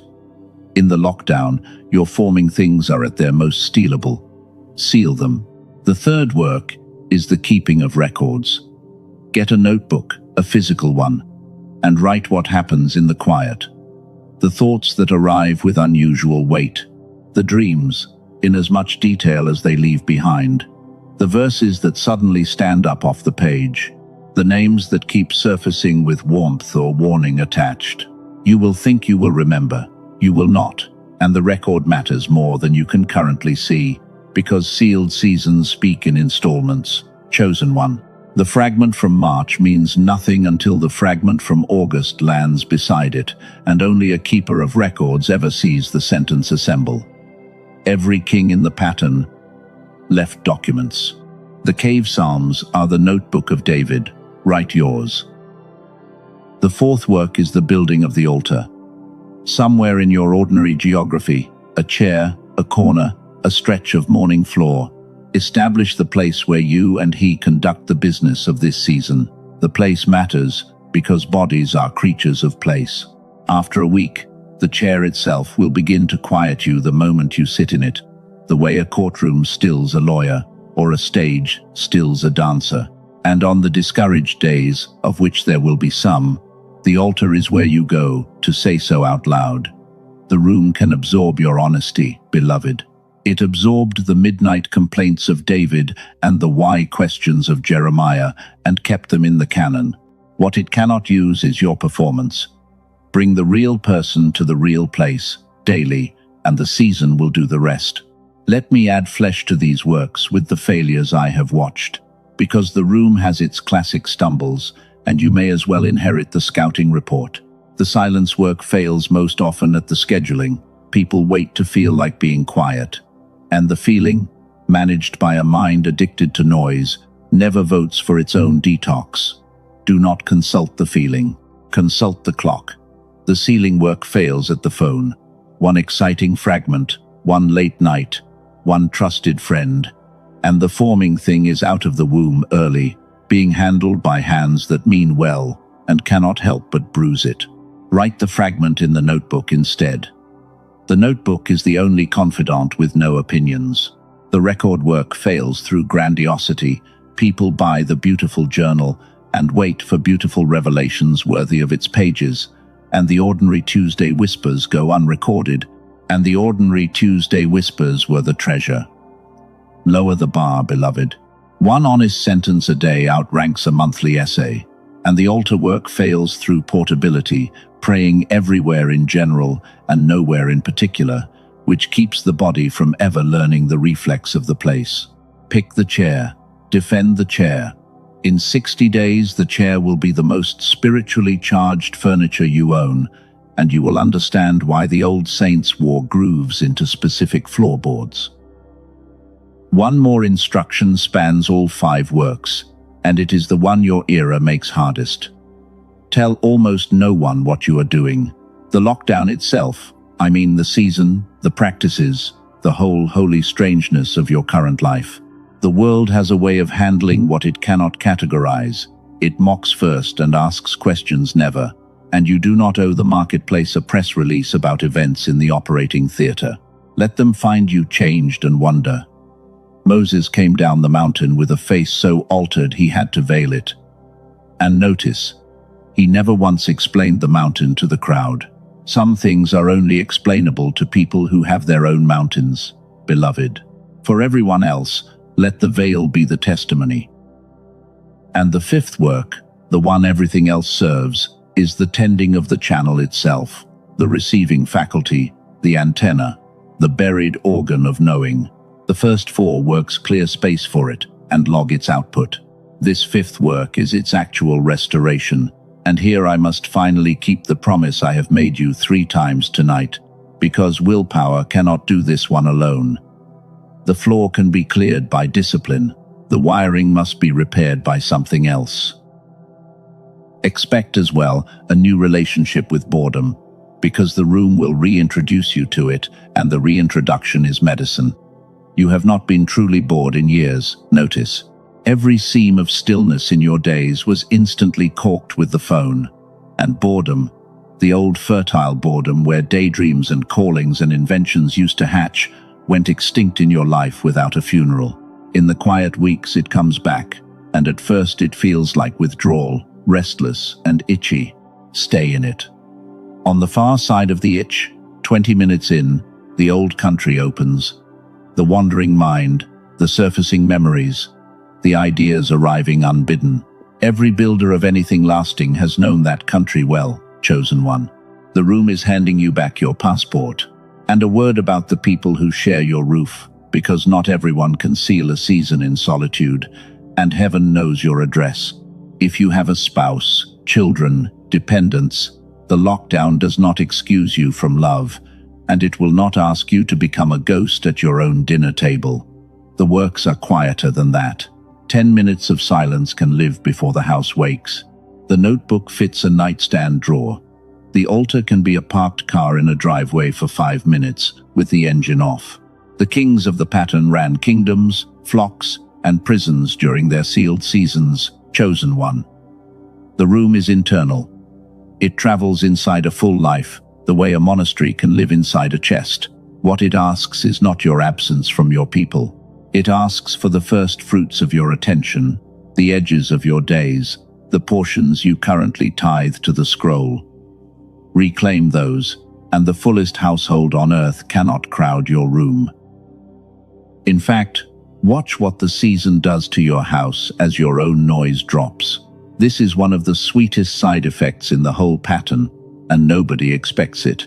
The quieter you become inside, the more present you become outside. Your children will feel it before they can name it. The strange new way you actually land in a room instead of hovering over it. Your spouse will notice conversations going one layer deeper than the logistics that have carried the marriage for years.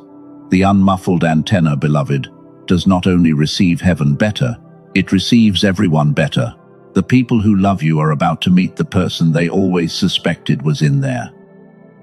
But before I open that door, let me name what just happened in some of you, because it is the last defense of the old life, and it deserves to be seen in the light. As I listed the 5 works, a voice in you said, I already know all this. Silence, journaling, secrecy, prayer. I have heard it all before. And that voice is telling the truth and missing the point in the same breath. Of course, you have heard it. Knowing has never been your problem, beloved. You are among the best informed, unchanged people of your generation, and I say that with tenderness, because so was I. The library of your mind is magnificent. The question of this hour is different. Why does the knowing keep failing to become living? Why do the 10 minutes get scheduled and not kept? Why does the notebook get bought and abandoned by the 9th page? Why does insight arrive like rain and run off like rain, leaving the deep soil dry? Trace your own history of 11-day transformations and watch the pattern hold, the fast that started in power and faded into negotiation, the morning routine that survived exactly until the first disrupted week, the resolution of every January, buried by every February, and each collapse filed as further proof of a broken will. Meanwhile, notice what never collapsed. Your automatic patterns held flawlessly for decades, the worry activated on schedule, the reaching for the phone executed perfectly, 10,000 mornings in a row. You do not lack discipline. Chosen one, you are one of the most disciplined creatures alive. Your deep machinery keeps whatever it is wired to keep, without a single day off, for life. The tragedy was only ever what it was wired to. And wiring, beloved, is not changed by scolding. It is changed by repair. The answer is not laziness, and I need you to hear that in your bones. You have called yourself undisciplined for years, and the accusation was false. The answer is in the machinery. The part of you that turns knowing into being, the deep automatic part beneath the thinking mind, has been running on a fraction of its design for decades, because the 2 halves of your inner apparatus stopped conversing somewhere in your childhood, and every practice you have ever attempted was built on the assumption that they still speak. That is why the practices hold for 11 days on willpower and then collapse. Willpower was never meant to carry them. The connection was. Repair the connection, and the practices stop being uphill. This is the plainest way I can say what remains. The lockdown clears the room. The 5 works furnish it. But the wiring underneath, hear me, the wiring is a medical event, and it is exactly the event my friend in New York has spent his career on. And gather the 5 works into one picture before we go on, so you can carry them as a single thing instead of a list. Together they form a monastery of one, portable, invisible, fitted inside an ordinary working life. The silence is its chapel. The sealed things are its cloister wall. The notebook is its library. The altar chair is its sanctuary. And the tended channel is the monk himself, restored to his cell after decades of wandering the marketplace. Nobody at your job will see the monastery. Nobody at your table needs to be told of it, but it will organize your interior life the way a keel organizes a ship, invisibly, from beneath, in ways every surface passenger feels and none can name. Build it plainly and tend it daily. Portable monasteries, chosen one, have carried the deepest people through the loudest centuries. There is one more misunderstanding to clear before the hinge, about feelings. Because the sealed season plays strange games with them, and the unprepared read the games as verdicts. Understand this now. In the room, feelings of the presence of God often decrease, while the fact of his working increases. You may feel less in the next months than you have ever felt, less warmth in worship, less glow in prayer, and the old measurement system will scream that something has gone wrong. Nothing has gone wrong. Feelings are surface weather, beloved, and the work has moved to the seabed. Ask any surgeon whether the patient feels the most important hour of their healing. The numbness is not abandonment. It is anesthesia, and it wears off, precisely on schedule. And what wakes up afterward, wakes up healed. Measure this season by obedience and record-keeping, never by glow. The glow returns at the door, and when it returns at a wattage the old surface life could not have carried. And measure it by one more thing, the quiet accumulation of a strange new steadiness. Even now, notice, an hour into this message, something in you has stopped scrambling. The season has not changed in the last hour. Its name has. That steadiness is the first installment of what the room pays, chosen one. And it compounds weekly for those who stay on the table. So, here is where we stand, you and I, at the hinge of this entire message. You know the season now. You know its name, its purpose, its kings, its exam, its works. What you do not yet have is the restoration at the center of it, the repair that separates the transformed from the merely rested. The clarity you have gathered this hour is real, but clarity alone has never rewired anything. Chosen one. So the only question left is the one that matters. Now that the room is sealed and the floor is cleared, how does the antenna actually come back online? If you are ready for that answer, tell me so in the old way. Go to the comments and type, "I claim the quiet work." Because a claim is different from a wish, beloved. A wish watches. A claim enrolls. The mechanism is clear now. The door is visible. What remains is how to open it. How the antenna comes back online. Let me answer it the way the answer actually found me, through a doorway I never expected, because I am a man of the book, not of laboratories, and heaven clearly enjoys irony. In 1981, the Nobel Prize in Medicine went to a researcher named Dr. Roger Sperry for work that quietly rearranged everything science thought it knew about the human mind. Studying patients whose two hemispheres had been surgically separated, Sperry proved that we do not carry one intelligence behind our eyes. We carry two. One side that analyzes, sequences, argues, and speaks, and one side that perceives, connects, reads pattern and presence and meaning, the side, chosen one, where everything we have called the antenna all night actually lives. Two intelligences, designed for constant conversation, wired together by a living bridge, and the richness of a human life, Sperry showed, rides on the traffic across that bridge. Now hold that discovery against everything this hour has taught you, because the rhyme should raise the hair on your arms. What does the modern world train, reward, and exercise from the age of 5? One side, the analyzer. Decade after decade of schooling, screens, arguments, and survival, all of it running through one hemisphere, while the perceiving side, the receiving side, sits benched, its bridge thinning from disuse, like a road grassing over. The buried faculty of your childhood is not a poetic image, beloved. It is anatomy. The plum tree state was your two hemispheres in full conversation. The dimming that followed was the conversation going quiet. Science and scripture, a laboratory and a psalm, describing the same catastrophe from opposite hallways. "Be still and know," said the psalm. The stillness clears the road. But what if the road itself has fallen into disrepair? That question is the life work of the man I have quoted all night. Dr. Daniel Barone, a neurologist in New York City, one of the most respected voices in his field, on the workings of the resting mind.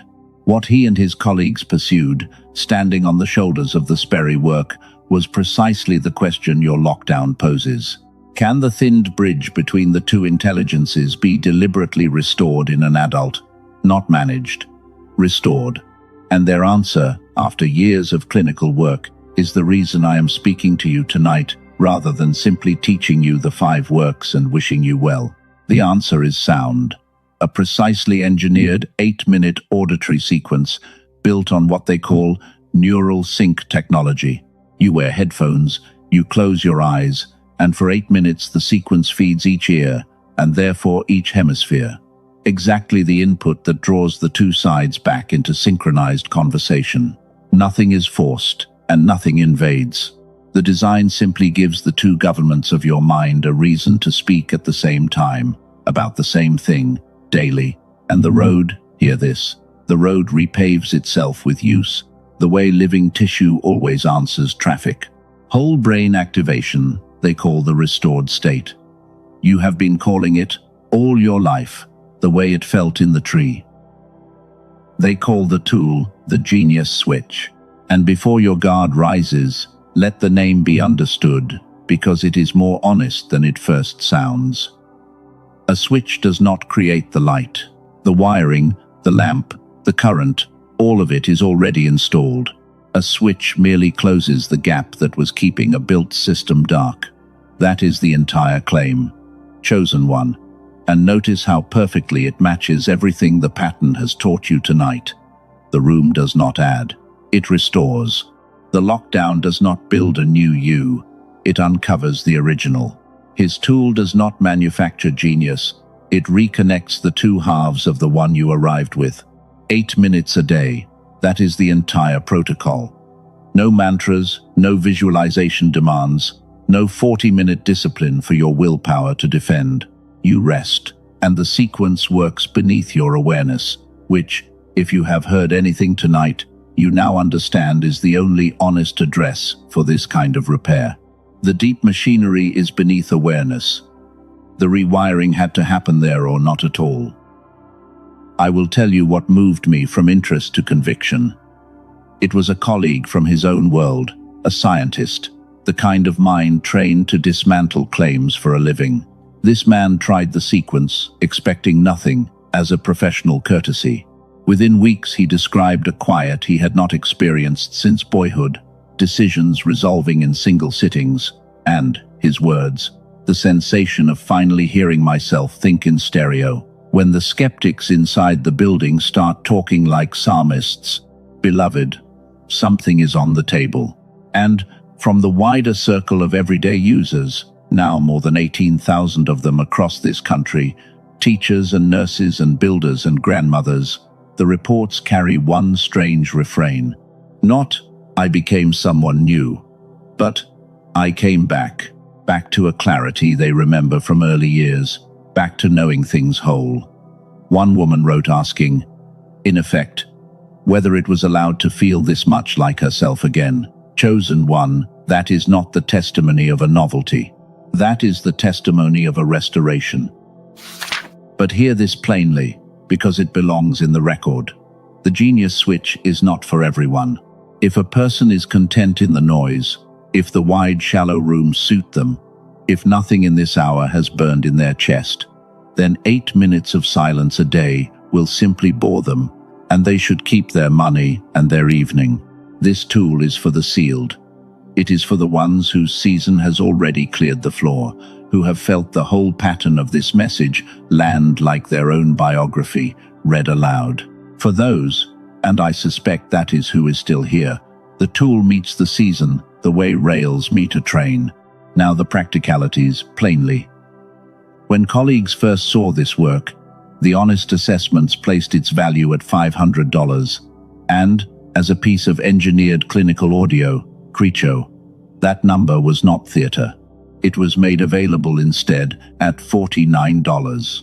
And through the page connected to this message, in the description below and in the pinned comment, it stands tonight at $39, a further 10 off, on that page and nowhere else. At that $39, 4 companions come with it, and they were chosen with surprising care. A guided visualization from one of the most loved creators on the Calm app, 4 rooms of a restored future walked slowly, provision, love, health, joy. A smart grocery guide, naming the 10 common American foods that fog the mind and the aisle-by-aisle swaps that quietly pay for the whole arrangement within a month or two. A classic book on the laws of increase, over a century old, the root text behind most of what is taught on abundance today, and a beautifully made page of the 5 habits of an ideal future, designed for a wall, aimed at your eyes each morning. And, over all of it, an ironclad guarantee.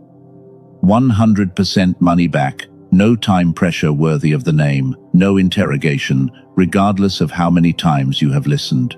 If a season of 8-minute mornings does not change what your quiet feels like, what your decisions feel like, what your own head feels like to live in, every dollar returns. The risk never transfers to you. It stays with the maker, where honest makers keep it. Let me also stand honestly with the objections, because the sealed season sharpens skepticism, and yours deserves answers, not pressure. The first objection says, I have tried tools before, courses and practices and programs, and my drawer is full of them. Look again at that drawer, beloved. Every tool in it made demands on the very faculties that were offline. Focus for 40 minutes, believe without wavering, maintain the streak. Asking a jammed mind to concentrate its way to healing is asking the wound to perform the surgery. 8 minutes of passive listening asks nothing that your dimmed years took from you. That is not a marketing distinction. It is the entire mechanical difference, and it is why this one does not belong in the drawer. The second objection does math, and I respect math. $39 is real money in a stretched season, but run the full ledger. The jammed years have been billing you invisibly the whole time, in drained hours, in misread situations, in decisions made at half-sight, in the assignment idling for another quarter. You have been paying for the disconnection annually, beloved, without a guarantee and without a receipt.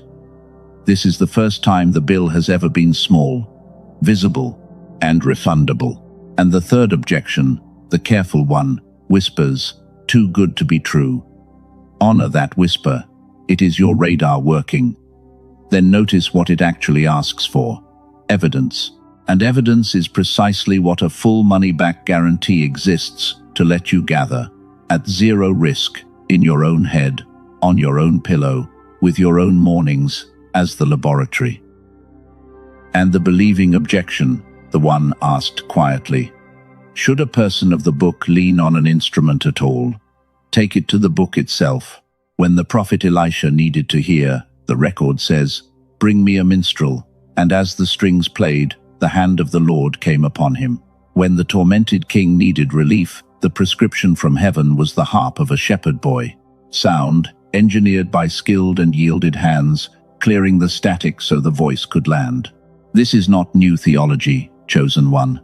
It is the oldest technology in the book, rebuilt with what a Nobel Prize taught us about the instrument between your ears. The harp never replaced the presence.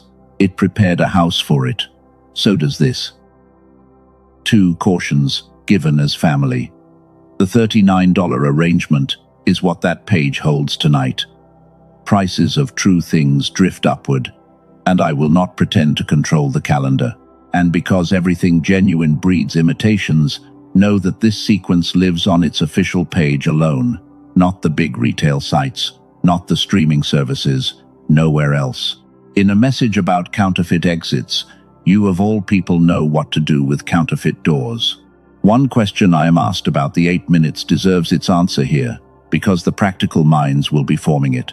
When, in the day, is best? The answer from the clinical side is flexible. The sequence works whenever attention can rest.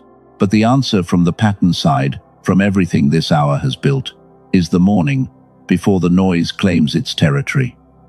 Let the first traffic on the bridge each day be the restoring kind, and notice how naturally it nests inside the first work, the appointed silence. 10 minutes of quiet, 8 of them carried by the sequence, headphones on, eyes closed, at the altar chair, the works of the room and the tool of the repair, one practice, one chair, one season. It is almost as if the whole architecture was designed to receive it, beloved. Perhaps it was. Set your expectations honestly, because I would rather underpromise you than oversell you. The early days, for most, bring sleep first, the deep architectural kind, often within the first week. Weeks 2 through 4 tend to surface the quieter head, and the slower, heavier, more valuable thoughts, usually noticed in hindsight, the way you notice a headache only after it has gone. The whole knowing, the answers arriving assembled, the stereo hearing that typically becomes undeniable in the second month. It is a road reopening, not a lightning strike, and every genuine restoration keeps a season. Anyone promising you an overnight rebirth is selling weather, beloved. This is climate.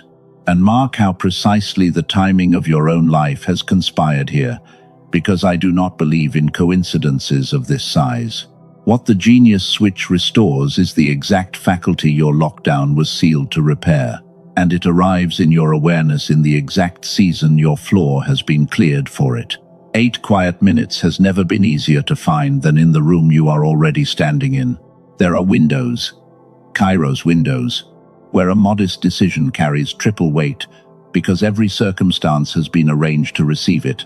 Fishermen who dropped nets in such windows pulled up walls of silver. The same nets an hour late came up green water. I cannot promise how long the arrangement on that page outlasts tonight.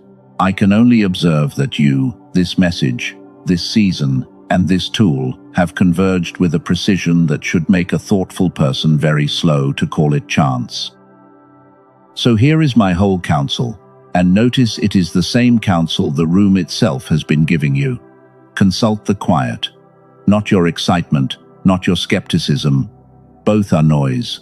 Take the question into the still 10 minutes this practice season has already given you, and if something in you leans toward the tool the way a plant leans toward a window, follow the leaning to the description or the pinned comment. And if the quiet says no, obey the no completely, and lose nothing of tonight. And one personal word, because you have trusted me for an hour and candor is owed, I recommend almost nothing by name. The people who walk with these messages know that about me, and the caution is deliberate, because trust is the only currency of this work, and it does not survive careless endorsements. This one crossed my threshold for a single reason. It matches the wound.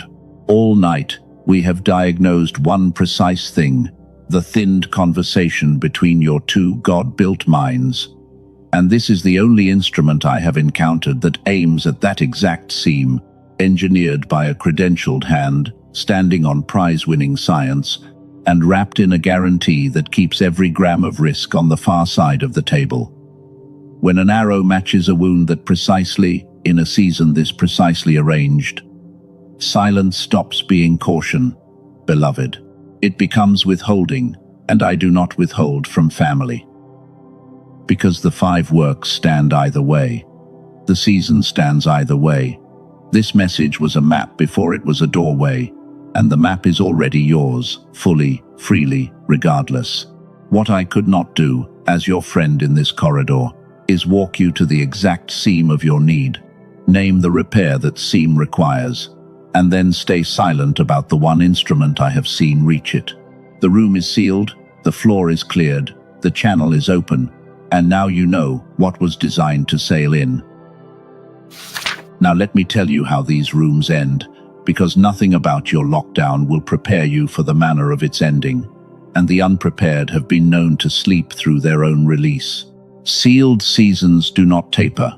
Hear that clearly, because everything else in life has taught you that change is gradual, that seasons blend at their edges like watercolors. Not this one. The pattern is unanimous and almost comical in its consistency. The room holds at full depth, unchanged, giving no sign, and then it opens all at once, in a single day, often in a single hour, with a speed that leaves the vessel breathless.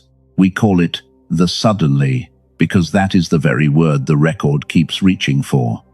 Suddenly, there came a sound from heaven. Suddenly the angel stood beside him, and the chains fell off.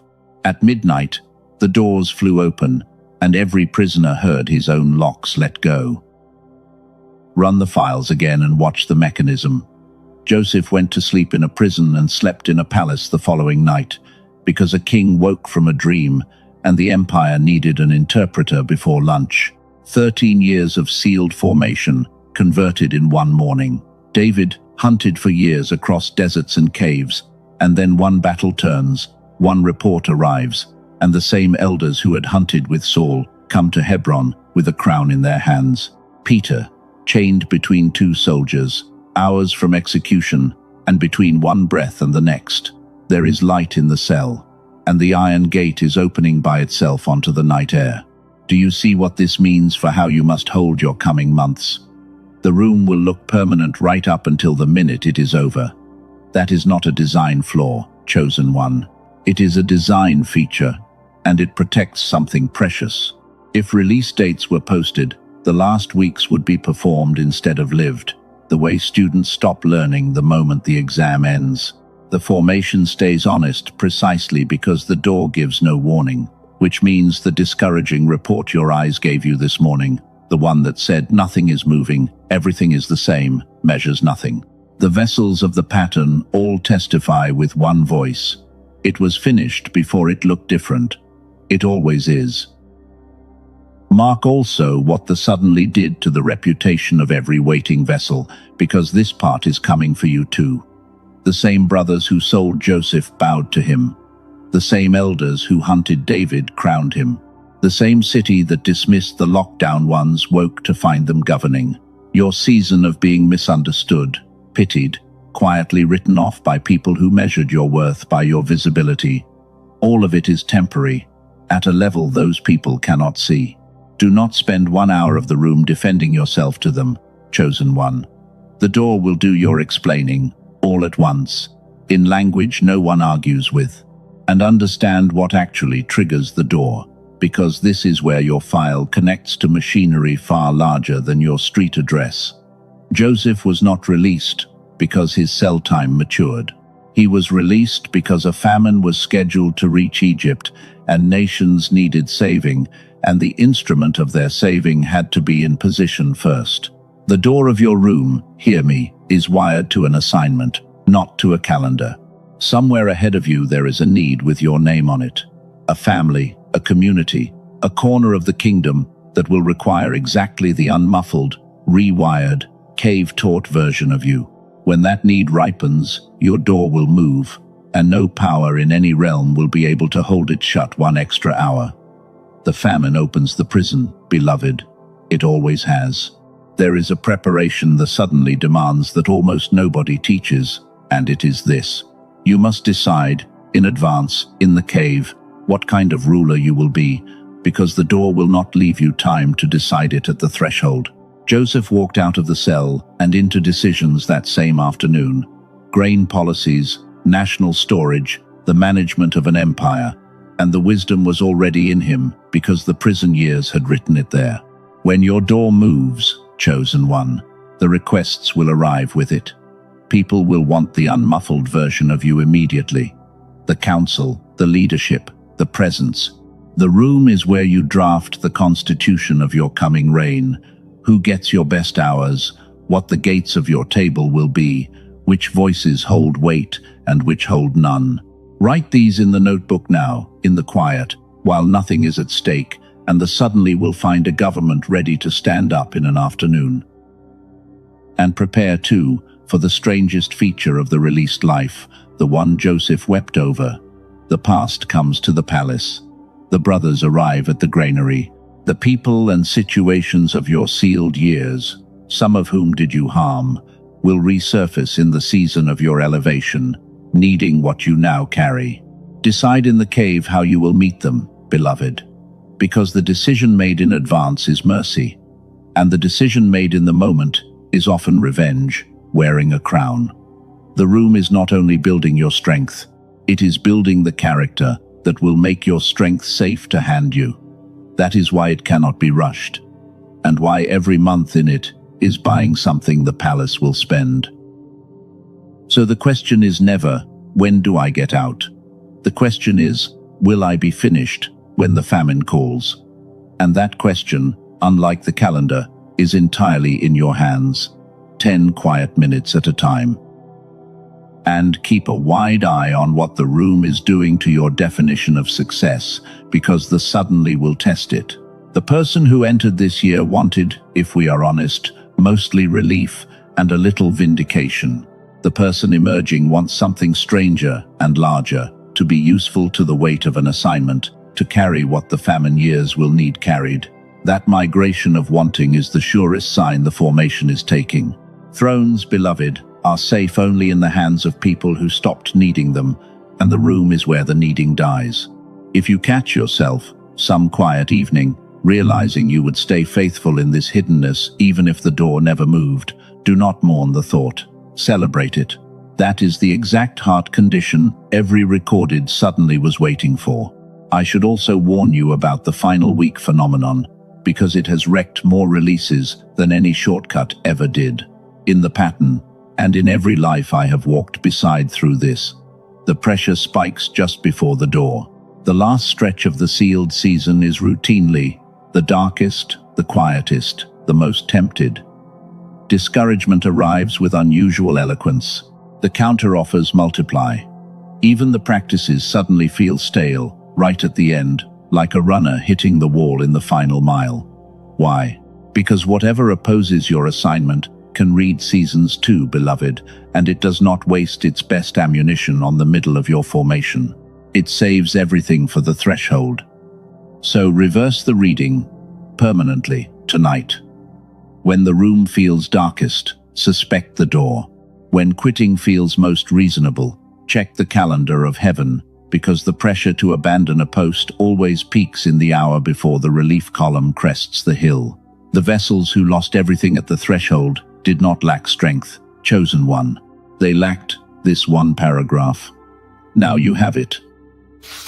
And keep one small ritual for those final stretch days whenever they come. Return to the notebook and read the season backward. The fragments from the early weeks, the whispers you almost did not record, the strange steadiness, accumulating entry by entry. Discouragement always argues from a single bad morning, beloved. The notebook argues from the whole arc, and the arc does not lie. This is why the record-keeping was the third work. You were never writing a diary. You were stockpiling ammunition for the threshold. Before this message closes, I am going to speak a sealing over you, the old kind, the kind these hours deserve. But first, come stand at the overlook one final time, because you have earned the long view, and I want the suddenly to have a face when it comes for you. It is some ordinary morning, months from now. You are at the altar chair with the notebook, mid-habit, unremarkable, when the phone rings, or the letter arrives, or the person speaks, and within minutes, the landscape of your life has a road through it, where a wall stood the night before. You will know it instantly for what it is, because you rehearsed this recognition tonight. And here is what will astonish you most in that hour. Not the door, your own steadiness in it. The old you would have wept, scrambled, called 6 people. The room built you differently. You will receive the suddenly the way harbors receive ships, because what is arriving, you will realize, is simply what you have been being prepared for all along. Widen the overlook, because the suddenly is never only personal. Look at what your door opens for the people attached to your life. The household that has watched you walk this strange, quiet year will watch the release too, and children learn more theology from one witnessed suddenly than from a decade of sermons. They will carry it forever, the memory of the season everyone else called your decline, and the morning it turned out to be your preparation. You are not only walking a corridor, beloved. You are writing the family definition of how God works, in living script, for eyes that will consult it 50 years from now, in corridors of their own. And look further down the line, past the faces at your table, to the ones not yet born. Somewhere in your bloodline ahead, there is a life that will hit its own sealed season, its own stripping, its own silent stretch, and will not panic, because the family story includes you. Because somewhere in the archive is the ancestor who was locked down and came out carrying fire. The room you are enduring in obscurity is becoming, hear this, an heirloom. Most inheritances spend, chosen one. This one compounds. And then, the strangest grace. You will miss the room. Hear it now, so it does not confuse you then. Standing in the noise and glory of the new season, some part of you will look back at the sealed year with an ache close to homesickness, because that was where the voice was nearest. where the plum tree came back, where you and he kept house together in the quiet, just the two of you. Every vessel of the pattern reports it. The palace is the assignment, beloved, but the cave becomes the shrine. You will return to its practices, the silence, the notebook, the 8 minutes. Not because you need rescue anymore, but because you met someone in the depths of that season, and you will not let the meeting end just because the door opened. Let me tell you about a man I walked with through his own sealed year, because he suddenly deserves to be in this message. A builder by trade, a quiet believer, 3 closed doors in 18 months, the thinning circle, all 5 signs, textbook. He fought the season for the first months, the way most of us do, tugging every shut door. And then one evening a message like this one found him, and he stopped fighting and enrolled. The chair by the window, the notebook, the 10 minutes that became 20 because, he said, the quiet started tasting like something, and month after month, outwardly, nothing. His industry stayed cold, his phone stayed quiet. His old circle called his season a breakdown in softer words. Then a Tuesday, one phone call from a name he had not spoken to in 6 years about a project no one else could steward. And by that Friday, the entire architecture of his next decade was standing where the wall had been. But here is why I tell you his story instead of 100 others. When the call came, his wife said he put the phone down, sat back in the chair by the window, and laughed until he cried. Not at the size of the door, at the timing. The notebook on his lap, she said, was open to an entry from 11 months earlier, from his darkest week. One line in shaky handwriting. Preparing me for something I cannot see yet. Staying. He had written his own suddenly into the record before it happened, beloved, and lived long enough in the quiet to watch the record come true. So will you. That is why the practices must become permanent equipment now, in the room, while the quiet makes them easy. The sealed season is the training gym, with the gravity turned up, chosen one. Everything installed here runs effortlessly out there. The morning silence that takes discipline today will run automatic in the palace years. The instrument you restore in this darkness will serve you in decades of light. Nothing built in the room stays in the room. That is the whole economics of it. Some of you, standing at this overlook, felt the 8-minute road running quietly underneath the whole vision, the daily practice holding the restored clarity, steady from cave to crown. If that is your reading, the door to it has not moved. It waits in the description and the pinned comment, and the genius switch will meet you tomorrow morning, headphones on, eyes closed, in the very quiet your season has already built for it. Either way, the vision stands, and it is closer than your tiredness believes. Now bear witness before the ceiling. If you intend to stay on the table until the work is finished, if you intend to be found ready when the famine calls your name, write it where your own eyes can find it on the discouraged days. Go to the comments and type, I will be ready for the suddenly. Because there are 2 kinds of people who hear a message like this one, chosen one. The moved and the enrolled. The moved feel much and change little. The enrolled write their name on the line. Heaven reads the line. One more piece of unfinished business remains between us. The letter I have not fully opened. The strange word this whole message has been wearing, like a plain coat over royal clothes. Lockdown. Before you go, I owe you its second meaning, the one I have been saving for after the sealing.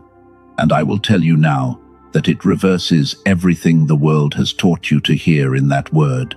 Stay through the closing. The best sentence of this entire night is still unspoken. Before the sealing words, there is one thing left to build, and this one is built with your eyes closed. Everything tonight has entered through the understanding, and the understanding, as we said, has a small warehouse. What follows moves the whole hour into the body, where permanent things live. If you are driving, listen now, and return to this tonight before sleep. Everyone else, find stillness. Let the shoulders fall. Let the jaw soften. And when you are ready, close your eyes. Breathe in slowly through the nose and let the breath leave at half its speed. Again, slower on the leaving. Feel the chair, or the bed, or the floor, holding your weight without being asked. It has held you this whole hour. Faithful things do that. Now, let an image rise. You are standing at dusk before a small stone house in open country. And you know, the way one knows in dreams, that the house is this season of your life. Lamplight glows in one window. The land around it is quiet in every direction. And the door stands open, waiting for you. Not a cell door, look at it closely. Thick cedar, well made, with iron hinges forged by careful hands. This room was built, chosen one, for you, on purpose. Long ago, walk to the threshold and stand in it. Feel the two worlds touch. Behind you, far off, the dim roar of everything, the feeds, the voices, the scoreboards, the noise of years. Ahead of you, the quiet interior. One lamp, one chair, one table, one window facing the horizon. And now, without hurry, step inside. Here is the strange instruction, the one that changes everything. Close the door yourself. Feel the weight of the cedar as it swings. Hear the fitted sound as it settles into its frame. The lockdown that frightened you, chosen one, was always going to be your own hand on this door. Heaven arranges the room, but it does not force the sealing. Sons and daughters seal it themselves, in trust. And the difference between a prison and a sanctuary is exactly this. Who closes the door? Tonight, you closed it. Now sit in the chair by the lamp. On the table lies everything you have carried into night. The tiredness of the long road, the graves of the plans, the names that drifted, the tugging you are finished with. See it all lying there in the warm light, witnessed at last. And notice what happens to the pile as you rest here. It does not vanish. It becomes lighter to look at, the way all things do when they are finally allowed to be seen. And now lift your eyes to the window, the one facing the horizon. Far out on the plain, so distant it is barely more than a warmth on the skyline. Something is coming toward this house. You cannot make out its shape, and you do not need to. You know what it is. It is the suddenly, yours, already dispatched, already moving, traveling at the speed of ripeness across the distance between the promise and the door. Watch it for a moment. Feel what it does to the quality of the quiet, knowing the quiet has a horizon. Say these words inwardly, from the chair, in your own voice. I am not hidden because I am forgotten. I am hidden because I am next. The room is not my punishment. It is my preparation. And the door will move on the appointed morning, without my forcing, without my fear, opened by the same hand that lit this lamp. Now the anchor, so your body can return here without the journey. Rest one hand flat over the center of your chest and feel the warmth cross between palm and heart. This touch is now the door of the stone house. In any loud hour of the coming weeks, in any wave of doubt or counteroffer or threshold darkness, this same hand in this same place returns you here, 1 second, to the chair, the lamp, the sealed cedar, and the horizon with its moving warmth. One touch, the body remembers what the mind forgets. Breathe once more, deeply, and when you are ready, let the eyes open and bring the stone house with you, because it does not close when the vision ends. You built nothing tonight, chosen one. You moved in. Let me rehearse the anchor with you 3 times before life tests it, because a rehearsed reflex is a kept reflex. It is a Tuesday in the 3rd week, and the discouragement arrives mid-afternoon with its eloquent list. Nothing is moving. Everyone else is advancing. The quiet is just emptiness after all. Before the list finishes its 2nd item, the hand crosses the chest, 1 second, and you are in the chair with the lamp. From there, look at the list again. It reads differently beside a window, with a horizon in it, does it not? Discouragement always argues in rooms without windows, beloved. You do not live in one anymore. It is a Friday evening, and the counteroffer comes, the shortcut wearing providence, the exit with your unfinished edge measured precisely into its bait. It flatters, it hurries, and the hand rests on the chest, 1 second, and from the stone house you examine the offer through the window glass, unhurried, and you see the field marks plainly, the speed, the small compromise, the aim. You let it pass the way a watchman lets a stranger pass a gate at night, without hatred and without opening anything. The room approves, you feel it approve. And it is some ordinary morning, any morning, and nothing at all is wrong, and the hand finds the chest anyway. On its own, out of a new habit, older instincts have started to trust. 1 second in the chair, the lamp lit, the horizon warm, and you rise from that single second into your day with the strange composure people will soon be asking you about, the composure of a person who knows where their house is, and who closed its door personally, and who has seen what is crossing the plain toward them. That composure, chosen one, cannot be performed. It can only be installed. Tonight it was. There is one more use of the stone house I should mention quietly, because someone here needs it more than all the rest. Some of you will get hard news in the coming months. Not the door, the other kind, the kind every life meets. When it comes, do not let anyone tell you the room failed you, and do not conclude the season lied. Take the news into the house. Lay it on the table, with everything else, in the lamplight, witnessed. The stone house is not a place where hard things do not happen, beloved. It is the place where hard things are not faced alone, and there has never been, in the whole record, a sorrow that stayed the same size once it was laid on that table. Welcome back. Notice how you are sitting. Something has settled that was scrambling an hour ago, and it has an address now, and you know the way there. One more gift for the road, a sentence to keep within reach for the grey middle weeks when nothing seems to move. The room is working even when I cannot feel it working. Say it as fact, not as hope, because it is fact. The way the field under snow is fact. The way the child growing in sleep is fact. The deepest processes of God have always run silent, beloved. Seeds split in the dark, bones knit under casts, not above them. Feeling the work was never a requirement of the work, and the vessels who understood that stopped digging up their own seeds to check the roots. In the old stories, thresholds got marked. Jacob raised the stone he had slept on and poured oil over it and named the ground, because he understood something we have forgotten. Sight leaks, beloved. Revelation received and unmarked evaporates into the very noise it came to end. So, before the commissioning, raise your stone. For some of you it is the date of this very night written in the front of the new notebook, the first entry of the record of this season. For some it is the sentence you typed in the comments, standing in that river like a small monument. For some it is simply the hand on the chest, and a whispered, "It began here." However you mark things, mark this. There will be a morning, weeks from now, when doubt argues that tonight was only a mood. Doubters argue poorly against dated stones. And right, beneath whatever you mark, the 3 sentences this hour has proven, so they survive in your own hand. The quiet is not abandonment. The stripping is not loss. The door will be sudden.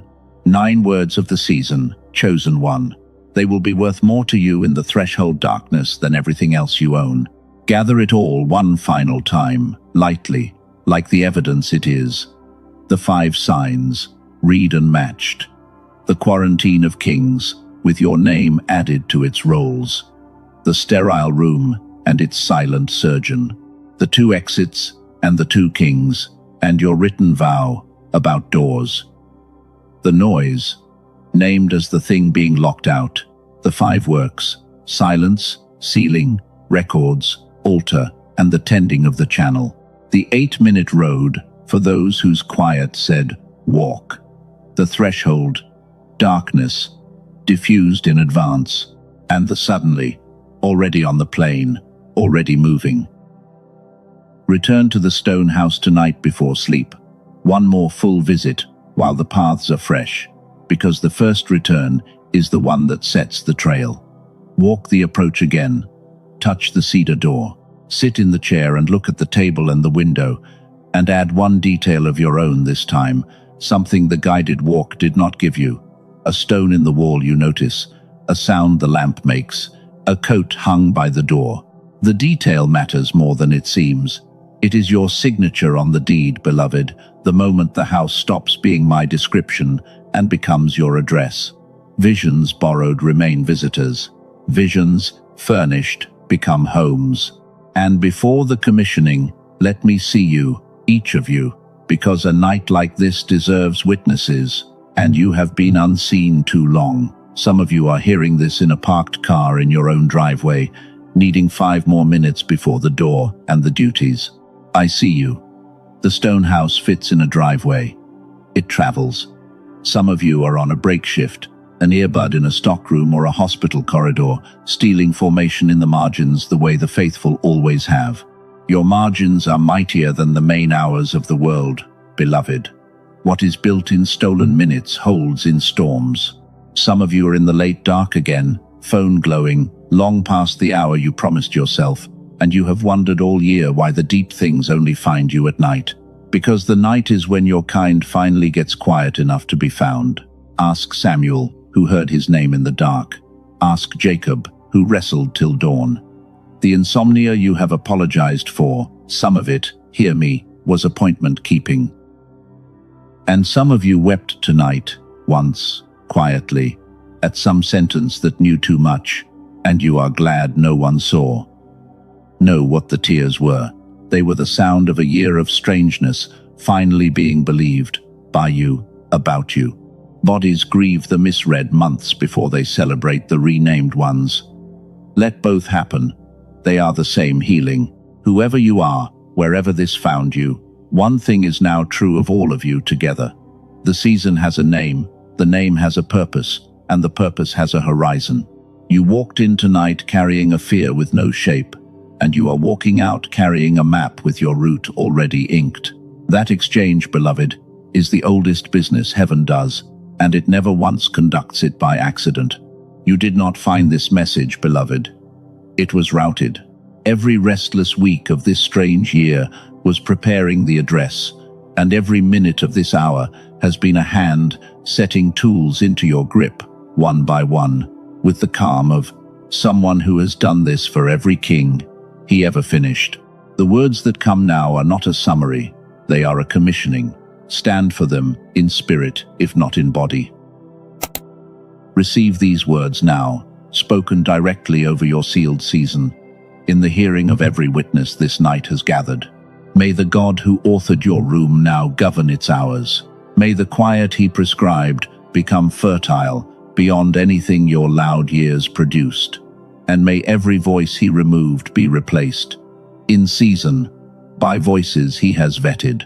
May the works of the room prosper in your keeping, the silence kept, the forming things sealed, the records written, the altar warmed, the channel tended, and may each one grow roots that outlast the season that planted them. May you never again mistake his concentration for his absence. When the line seems still, may your heart remember the surgeon bent close over his work, nearer in the silence than he ever was in the noise. May the false exits find you unavailable, the shortcuts find you seated, and the threshold darkness find you holding a notebook full of dated evidence against it. May your sleep deepen from this very night, because the watch has passed to hands that do not tire. May the buried faculty rise in you week by week, the plum tree state returning, the answers arriving whole, the readings reaching the throne room of your decisions without interference. And may the two intelligences you were born with speak to each other freely all the days of your long life. And over your suddenly, hear this, may it find you finished. May the famine that opens your door find the granaries of your formation full. May the call, when it comes, catch you mid-habit at the altar chair, steady, unscrambled, ready in the way only sealed years can make a person ready. And may you walk out of the stone house carrying everything it built into you, with the door held open behind you by the same hand that once held it shut, in love. for as long as the work required. And over your household, may the side effects of your sealed season fall like slow rain. May the people under your roof meet the person the quiet is uncovering, and may they like him, may they like her, more than the performing version they have loved loyally for years. May your children inherit awake equipment and lit paths. May the friendships assigned to your next season already be in motion toward you, vetted, aligned, and timed to arrive at the door with the suddenly, and may the ones who drifted in the thinning find their own mercies on their own roads, released by you with honor, remembered without bitterness, owed nothing. May provision hold steady through the remainder of the room, as it held for Elijah by the brook, as it held for the widow, whose oil refused arithmetic. The God who schedules famines for the opening of prisons can certainly keep a steward fed inside one, and he has never once finished a vessel he could not afford to feed. Bring him the bills of the quiet season, beloved. They were in the budget before the foundation of the world. Now breathe one slow breath of gratitude with me, asking for nothing, just the settled acknowledgement that a season you feared has turned its face toward you tonight and shown you it was kin. You came in braced against a lockdown. You are leaving the steward of a sanctuary. Sit inside that reversal for a moment. Very few fears survive being understood, and yours, tonight, did not. And now release, because hands must be empty for what comes next. Release the tugging, once and finally, every shut door you were still leaning against. Release the explanations you owed the marketplace, the press releases about your own healing, the need to be understood by people who have never been in a room like yours. Release the old measurements, the glow, the metrics, the scoreboards of the wide, shallow years. Release the accusation of laziness you filed against yourself in seasons when the machinery, not the will, was the wound. And release the calendar, beloved, the terrible math of birthdays and windows, into the keeping of the one whose favorite workers were 80 at the bush and 84 in the temple. Gone. Feel the hands. Empty, warm, and open. That is the posture of a vessel, and you have not held it since childhood. Now, stand up on the inside, all the way, because these next words are not requests. They are declarations, and the room itself is listening. Say them within, or aloud if your walls permit, and mean them at the depth where things become true. I am not forgotten. I am hidden, and hiddenness is the vault of heaven, and vaults hold treasure only. I am not falling behind. I am being braided, strand by strand. In the tension the loose threads will never understand. I am not the noise that was silenced. I am the signal it was silencing. What is being locked out of my life was never me. It was everything that muffled me. I am not waiting for my life to begin. The realest work of my life is happening now, beneath the surface, in the quiet, on the table of the only surgeon who has never lost a patient. I am not the first in this room, and I will not be its last. Joseph kept my seat warm. David sang in my cave before me, and the ones who come after me in my own line will find the path lit, because I walked it awake. And when my door moves, and it will move, suddenly, on a morning that looks like every other morning, I will not be surprised. I will be ready, because the room made me what the promise required, and the God of the room does not finish vessels. He does not intend to pour. That is who you are, chosen one. That is who you have been all this strange, quiet year, under the misreadings, under the fear. And heaven has waited with great patience for the hour you would say it back. Seal it now in the old way. Go to the comments and write, I stay in the room. 5 words. Your signature on the season, witnessed by thousands walking the same corridor. Let it stand there as your stone, raised and dated, for the doubting mornings to argue with and lose. It is finished in the speaking, and so it is. Now, before you go, the second meaning, the one I have carried since the first minute, saved for after the sealing. because it needed a sealed heart to hold it. All your life, the word lockdown has meant one thing: confinement. A power outside you, shutting you in, taking your freedoms, and you carried that meaning into this hour. And I let you carry it, because the correction lands hardest at the end.